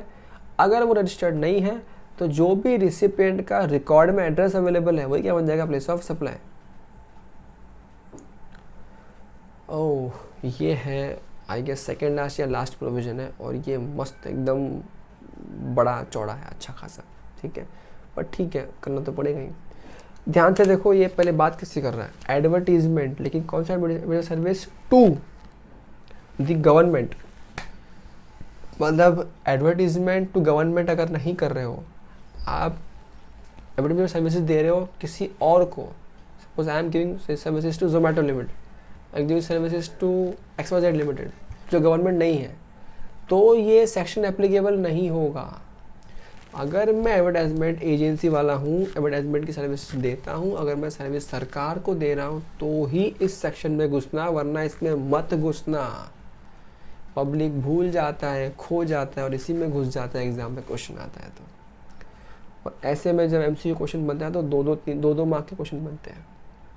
ओके, ध्यान से देखो, advertisement service to central government, state government, statutory body, local authority meant for the state, union territory identified in the contract or agreement, each of such state where the advertisement is broadcasted or run or played or disseminated। अब ये बताओ ये वाली बातें क्यों करी गई हैं और स्पेसिफिकली गवर्नमेंट के सारे पॉइंट क्यों बनाए गए, आगे आएंगे सारे पॉइंट अभी। बिकॉज यहाँ पे नीड था। क्या नीड था? फॉर एग्जाम्पल सपोज करो आप एक नॉर्मल नॉन गवर्नमेंट कंपनी हो, आपको अपना ऐड करवाना है, तो जनरली क्या होगा ना, आप एक लिमिटेड एरा में ऐड कराओगे। लेकिन जब सरकार ऐड करवाना चाहती है, जैसे एग्जांपल कुछ ज़माने पहले ऐड करवा रही थी LPG को, जो LPG का सब्सिडी है गैस सिलेंडर का, उसको आप उसको क्या बोलते हैं, क्या लाइन था, क्या वर्ड था उसका, सरेंडर कर दो, मत लो सब्सिडी, है ना। या उनको बताना है कि हेलमेट पहन के चलो, गाड़ी का इंजन बंद कर दो अगर 6 सेकंड से ज़्यादा है उसका वेटिंग टाइम सिग्नल का। ये सारे जो मैसेज सरकार देना चाहती है कभी अच्छे कभी बुरे जो मैसेज देना चाहती है, वो सारे मैसेजेस गवर्नमेंट पूरे कंट्री के लिए करता है, कभी कभी 4-4 5-5 स्टेट के लिए करता है। तो ऐसे केस में इनका एडवर्टाइजमेंट हमेशा अधिकतर बार बड़ा एडवर्टाइजमेंट होता है। तो ये बड़ा जब मल्टीपल स्टेट्स में होता है वहाँ दिक्कतें हो जाती है। दूसरा, सरकार कभी भी टेंडर है ना डिफरेंट पास नहीं करती है। ये गुजरात के अलग टेंडर पास कराया, महाराष्ट्र के अलग, ऐसा नहीं होता है। वो लोग क्या करते हैं, ये सुन, ये 4 स्टेट में एडवर्टाइजमेंट करना है हमको। फॉर एग्जांपल समझो कि रेलवे हो गई, हमको 4 स्टेट में वो जो ट्रेन है वो 4 स्टेट में ट्रैवल करता है, हमको उस पर पोस्टर लगाना है एडवर्टाइजमेंट का। और ये हमको बताओ कितना बिड करते हो और कितना टेंडर, मतलब टेंडर्स इन्वाइट करेंगे वो लोग वहाँ पे। तो इन दैट केस जो भी कॉन्ट्रैक्टर्स या जो एजेंसीज होंगी वो एक साथ में करेंगे। 10 लोग ने कर दिया, हम 10 लाख लूँगा, मैं 20 लाख लूँगा, मैं 25 लाख लूँगा। वहाँ एग्रीमेंट में लिखा ही नहीं होता है गुजरात का कितना, महाराष्ट्र का कितना, इसलिए फंस जाते हैं। ऑल्टरनेटिवली सपोज करो अंबानी साहब है, उनको जियो का ऐड करने की इच्छा है। अगर वो चाहते हैं वो जियो का ऐड करें, और अगर वो चाहते हैं कि महाराष्ट्र में इतना पब्लिसिटी चाहिए, रिमोट एरिया में इतना चाहिए, तो वो उसके हिसाब से बिल करते हैं। Because he don't invite tenders, he will catch expert of that area and he will pass the tenders for that. तो ऐसे केस में इसलिए जनरल दिक्कत नहीं होती है, गवर्नमेंट केस में दिक्कत होती है। ठीक है, this was just to explain the need of this section. Proceed further. Divide करना है, देखो डिफरेंट केस, ये रूल 3 में बहुत सारे केस दिए हैं। पहला केस, एडवर्टाइजमेंट कर रहे हैं न्यूज़पेपर्स में या पब्लिकेशन में, तो सिंपल है, amount payable for publishing and advertisement in all the editions of a newspaper. इसका फंडा बहुत सिंपल होता है। अगर मैं 4 स्टेट के न्यूज़पेपर में ऐड कर रहा हूँ तो जनरली ये किया जाता है कि पब्लिकेशन कहाँ कहाँ कितना कितना डिस्ट्रीब्यूशन है, उसके बेसिस पे अमाउंट को डिवाइड कर लो। नेक्स्ट क्या है, advertisement through printed material like pamphlets, leaflets, diaries. तो यहाँ पे क्या होगा, amount payable for distribution of a specific number of such material in each state। Simple सी कहानी है, जैसे पैम्पलेट बांटना है, अब मैंने कहा कि 10 लाख पैम्पलेट महाराष्ट्र में बांटने हैं, 25 लाख गुजरात में बांटने हैं, तो रेशियो क्या हो जाएगा, 10 लाख तो 25। ठीक है, नेक्स्ट क्या है, advertisement in hoardings other than those on trains के अलावा जब जो होर्डिंग होती है वो तो फंडा बहुत सिंपल है, होर्डिंग लगवाई है। अब देखो महाराष्ट्र में कितनी होर्डिंग चिपकाई है, अगर महाराष्ट्र में 15 है, गुजरात में 10 है और किसी और स्टेट में 50 है, तो उस में डिवाइड कर दो, कोई फंडा दिक्कत नहीं है। एडवर्टीजमेंट ऑन ट्रेन्स अलग से दिया, इसलिए ऊपर कवर नहीं किया। Amount attributable to each state और union territory calculated on the ratio of length of the railway track in each of such state और यूनियन टेरिटरी। क्यों, क्योंकि यहाँ पे तो ढूंढना पॉसिबल नहीं है ना कि वो ट्रेन कितने टाइम कहाँ कहाँ कैसे कैसे गई। तो बोल दिया भाई 4 स्टेट में ट्रैवल कर रही है, तो एरिया क्या है उस एरिया का जिसमें वो ट्रैवल कर रही है, हर स्टेट का एरिया अलग अलग कर लो, उस रेशियो में डिवाइड कर दो। Advertisements on back of utility bill of oil and gas and etcetera etcetera etcetera. अब जो आप घर पे लाइट बिल यूज़ करते हो उस पर ऐड आता है ना, तो उस पर ऐड कई बार सरकार ऐड करवाती है, तो उसको यहाँ पे कवर किया जा रहा है। ठीक है, तो उसके केस में क्या होगा, amount payable to each state और union territory for the advertisement on bills pertaining to consumers having billing address in each of such state. ठीक है, तो जितने जो एड्रेसेस लोकेटेड है उसके हिसाब से हम लोग डिवाइड कर देंगे। ये तो बस टाइम पास के लिए है। एडवर्टीजमेंट ऑन रेलवे टिकट्स, हाँ टिकट्स के पीछे भी कई बार एडवर्टाइजमेंट होता था पहले भी, अभी तो टिकट्स पता नहीं क्या हो रहा होगा। Amount attributable to each state और union territory calculated in the ratio of number of railway station. ठीक है, क्योंकि टिकट्स पे कर रहे हैं, अब टिकट्स पे कर रहे हैं तो देखो ऊपर क्या किया था, ट्रेन पे चिपकाया तो क्या बोल दिया, क्या था वहाँ पे,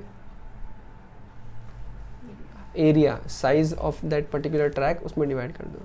लेकिन अब रेलवे टिकट पे कर रहे हैं, तो टिकट का मतलब बहुत सिंपल लिख दिया कि भाई कौन कौन से स्टेशन पे ये ट्रैवल होगा और कितने स्टेशन उसमें से कौन से स्टेट में, उसके हिसाब से उसको डिवाइड कर दो। ठीक है,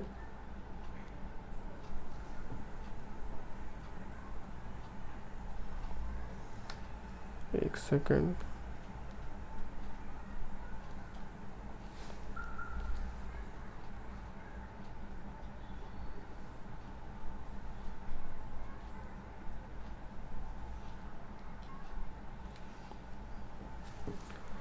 ओके, नेक्स्ट क्या है अपन, नेक्स्ट है advertisement on radio stations. Radio में भी ऐड आते हैं सरकार के, अब की बार मोदी सरकार, ये सब बहुत सारे ऐड आते रहते हैं। तो amount payable to such radio station which by virtue of its name is part of each state और यूनियन टेरिटरी। अब ये बहुत सिंपल है, आपको पता है, जैसे एग्जांपल रेड एफएम का कौन सा होता है, मुझे नाम 93 या 95 तक पता नहीं कौन सा होता है, 91.1 एक होता है, ठीक है। 91.1 मुंबई में अलग स्टेशन है, यही फ्रीक्वेंसी जब दूसरे स्टेट में जाएंगे तो अलग स्टेशन है, ठीक है, ये वेरी करता है। यहाँ का 91.1 और गुजरात का दोनों सेम नहीं होगा, अलग अलग होगा। कभी आपने गौर नहीं किया ना इस बात पे, ये आपको गौर करना होगा, ठीक है। अधिकतर केस में अलग अलग होता है, कई बार क्या होता है 2-3 स्टेट का मिला के एक ही रखते हैं वो लोग कॉम्बो करके, बट जनरली फ्रीक्वेंसीज हल्की आगे पीछे होती हैं और अलग अलग स्टेट्स में अलग अलग किया जाता है। इसलिए देखो बोलता है, जैसे मुंबई में हमेशा ये बोलते हैं good morning Mumbai, welcome to Mumbai. अब कभी दिमाग लगाओ कि मुंबई क्यों बोलते हैं, पूरे इंडिया के हैं तो, क्योंकि मुंबई के ही हैं वो। दिल्ली में बोलते हैं उठ जाओ दिल्ली वालों हम आ गए हैं, तो क्यों, वो दिल्ली का है इसके लिए, ठीक है। तो फ्रीक्वेंसीज वो बांटते हैं, उस हिसाब से काम करते हैं। सिंपल सी कहानी है कि जितना अमाउंट एट्रीब्यूटेबल कर पा रहे हो रेडियो स्टेशंस को, कितने स्टेशंस के जहाँ पब्लिश हो रहा है वहाँ पे, वही बन जाएगा place of supply. Advertisement on television channels, जो बीच में 7 बहू के चैनल सीरियल्स आते हैं उसके बीच बीच में जो ऐड करते हैं वो है यहाँ पे कवर होते हैं। तो वहाँ पे वो लोग व्यूअरशिप देखते हैं। Amount attributable to each state और union territory calculate basis the viewership of such channel in each such territory. अब viewership can be estimated from the channel viewership figures published by the broadcaster. अच्छा ये देखो, ये आ सकता है कभी exam में कि जो टीवी में ऐड करते हैं उसको किस हिसाब से बांटते हैं, हम बांटते हैं व्यूअरशिप के हिसाब से। अब व्यूअरशिप कितना है, अब व्यूअरशिप देता कौन है, कौन से स्टेट में कितने लोग देख रहे हैं उसको, ये डेटा कौन देगा मेरे को, डेटा देगा BARC, broadcast audience research council. अच्छा, figures for the last week, और ये भी ध्यान देना कि कौन से फिगर देखने हैं। Figures for the last week of a given quarter is used for calculating viewership of the succeeding quarter। मेरा क्वार्टर 1 है, क्वार्टर 2 में एडवर्टाइजमेंट कर रहा हूँ, तो क्वार्टर 1 का जो लास्ट वीक होगा ना, वो लास्ट वीक का जो डेटा होगा व्यूअरशिप का, उसको यूज़ करूँगा बांटने के लिए, ठीक है। आई रिपीट, ध्यान से सुनना। सपोज ZTV है, अब ZTV सपोज करो इंडिया में 28 स्टेट्स में रन करता है, वहाँ पे आप ऐड दे रहे हो। जब आप ZTV पे ऐड दे रहे हो, सपोज करो आपका क्वार्टर 2 चल रहा है, अब आपको बिल को बांटना है for the purpose of place of supply. तो उस केस में आप क्या करोगे, वो जो बिल है बांटते वक्त आपको चेक करना है व्यूअरशिप कितना कितना कितने कितने स्टेट में। तो आप क्या करोगे, आप BARC से डेटा मांगोगे पिछले क्वार्टर के आखिरी हफ्ते का। वो डेटा हर हफ्ते बनता है, ठीक है। कभी आपने नाम सुना होगा कि इसकी TRP बहुत हाई चल रही है, बहुत व्यूअरशिप चल रही है, ये सब डेटा BARC बना के देता है, मतलब रिकॉर्ड करता है और उसको प्रिजर्व करता है। तो आप BARC सुनना, मैं सेकंड क्वार्टर में हूँ, मेरे को ना पिछले क्वार्टर का ज़रा प्लीज़ वो डेटा देना, पिछले क्वार्टर के लास्ट वीक का डेटा दे मेरे को। क्यों, मेरे को प्लेस ऑफ सप्लाई निकालने का इसके लिए, ठीक है, समझ गया, ध्यान रखिए उसको। Now where the channel viewership figures relate to a region comprising of more than one state, the viewership figures for a state territory of that region is calculated in the ratio of population of that state or unit territory as determined in the latest census। अच्छा, कई बार क्या होता है ना, viewership connected होता है किसी रीजन से, ठीक है, किसी कास्ट से, रीजन से कनेक्टेड होता है, तो आपको चेक करना है पॉपुलेशन क्या है उस पर्टिकुलर स्टेट का, उस चीज़ों को लेके, उसके हिसाब से काम होगा। The ratio of viewership figures for each state, the ratio of viewership figures for each state और union territory so calculated when applied to the amount payable to the service shall represent the portion of the value attributable to dissemination of the state। ठीक है, मतलब वो divide जब करोगे तो जो amount आएगा निकल के, it would be allocated to each and every state। Okay, next है advertisement in cinema halls. Cinema halls पे कई बार ऐड आता है गवर्नमेंट का बीच में, तो वहाँ पे क्या होगा, amount payable to cinema hall or screens in multiplex in each state और यूनियन टेरिटरी। सिंपल सी कहानी है, या इस पे हिसाब किताब स्क्रीन्स पे होता है। अगर Maharashtra metro, Mumbai metro city है तो उसमें बहुत सारे स्क्रीन्स होंगे, कोई रिमोट प्लेस होगा तो कम स्क्रीन होंगे, तो जितने स्क्रीन होंगे उस मल्टीप्लेक्स के अंदर उसके बेसिस पे डिवाइड कर दिया जाता है एडवर्टाइजमेंट्स को। Advertisement on internet, it is deemed that such service is provided all over India. सीधी सी बात है, नेट पे कौन सी प्लेस होती है?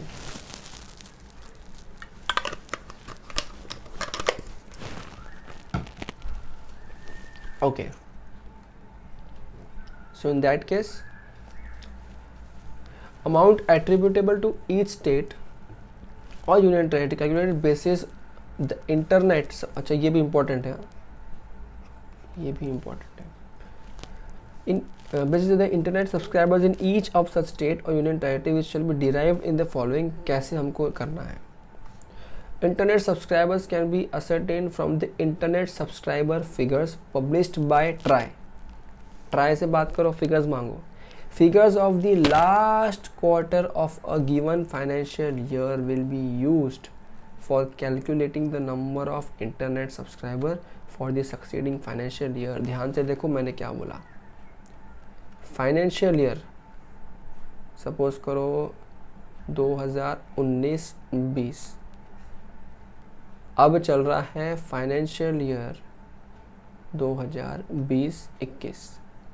तो आपको गौर फरमाना है, अगर आप इस पीरियड में सर्विस दे रहे हो, इंटरनेट की सर्विस दे रहे हो, और वो डीम्ड है कि पूरे सब के सब स्टेट्स में सर्विस जा रही है, तो आप डिवाइड कैसे करोगे? आप ट्राई से मांगोगे डेटा कि बता इस एरिया में, इस स्टेट में कितने सब्सक्राइबर हैं, कितने लोग नेट यूज़ कर रहे हैं।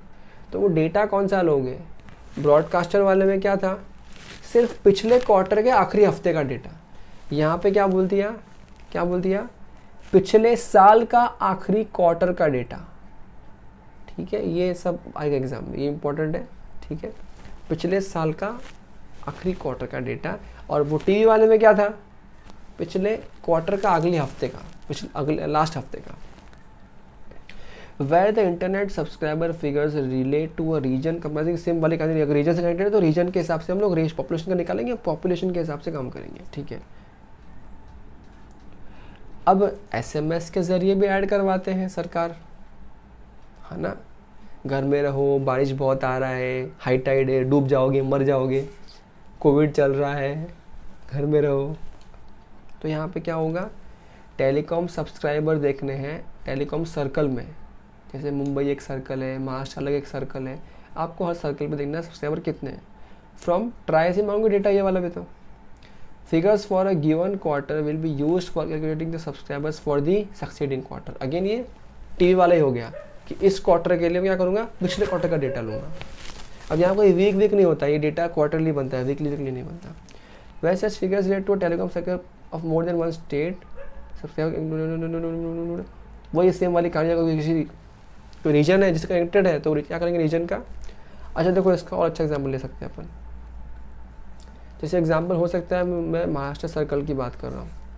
अब वो किसी एक पर्टिकुलर रीजन के लिए काम किया जा रहा है, तो हम क्या चेक करेंगे? सपोज 4 सिटी के लिए काम कर रहे हैं, तो 4 सिटी की पॉपुलेशन क्या है उस पर डिवाइड कर दो, कोई दिक्कत वाली बात नहीं है। ये एग्जाम्पल है, ये आप पढ़ो, जीवन के मज़े करोगे। ये देखो ऐसे ऐड होता है,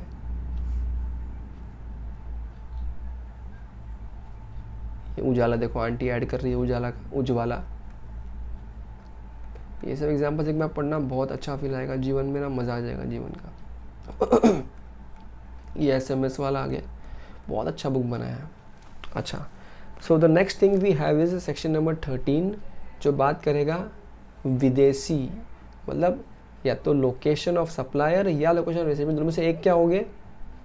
आउटसाइड इंडिया लोकेटेड होंगे। और ये हम लोग करेंगे अगले लेक्चर में। इसको यहीं पे रोकेंगे, आप लोग इसको हजम कर लो और अच्छे से रिवाइज कर लो। सारे के सारे जो प्रोविजंस पढ़े हैं उनको एक बार देख लो, एग्जाम्पल्स देख लो, एंड उसके बाद we are good to go with the next part. कृपया करके पूरा पार्ट रिवाइज करने के बाद, अच्छा 1 सेकेंड रुको, जाना नहीं है, 1 सेकेंड रुको। हम लोग का एक जनरल सेक्शन था, सेक्शन नंबर ये मैं लेके चलता हूँ, जो मैंने बताया था ना, रेगुलर सेक्शन है, जनरल सेक्शन है। कहाँ गया?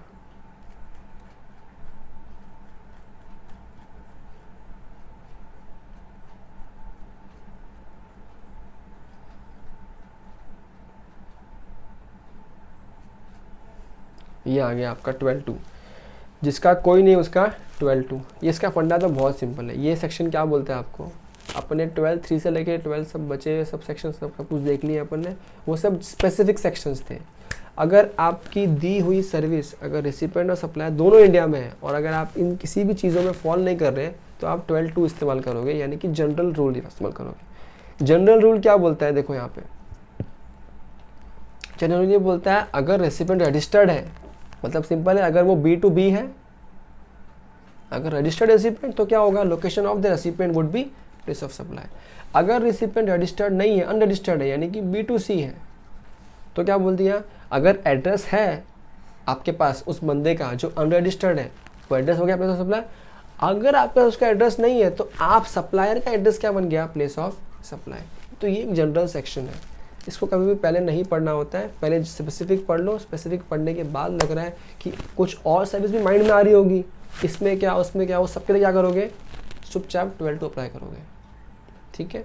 नेक्स्ट एक OIDR बच जाता है, उसकी कोई ऐसा फिलहाल हमको रिक्वायरमेंट नहीं आई है, आगे आएगी रिक्वायरमेंट तब उसको पढ़ेंगे, ठीक है।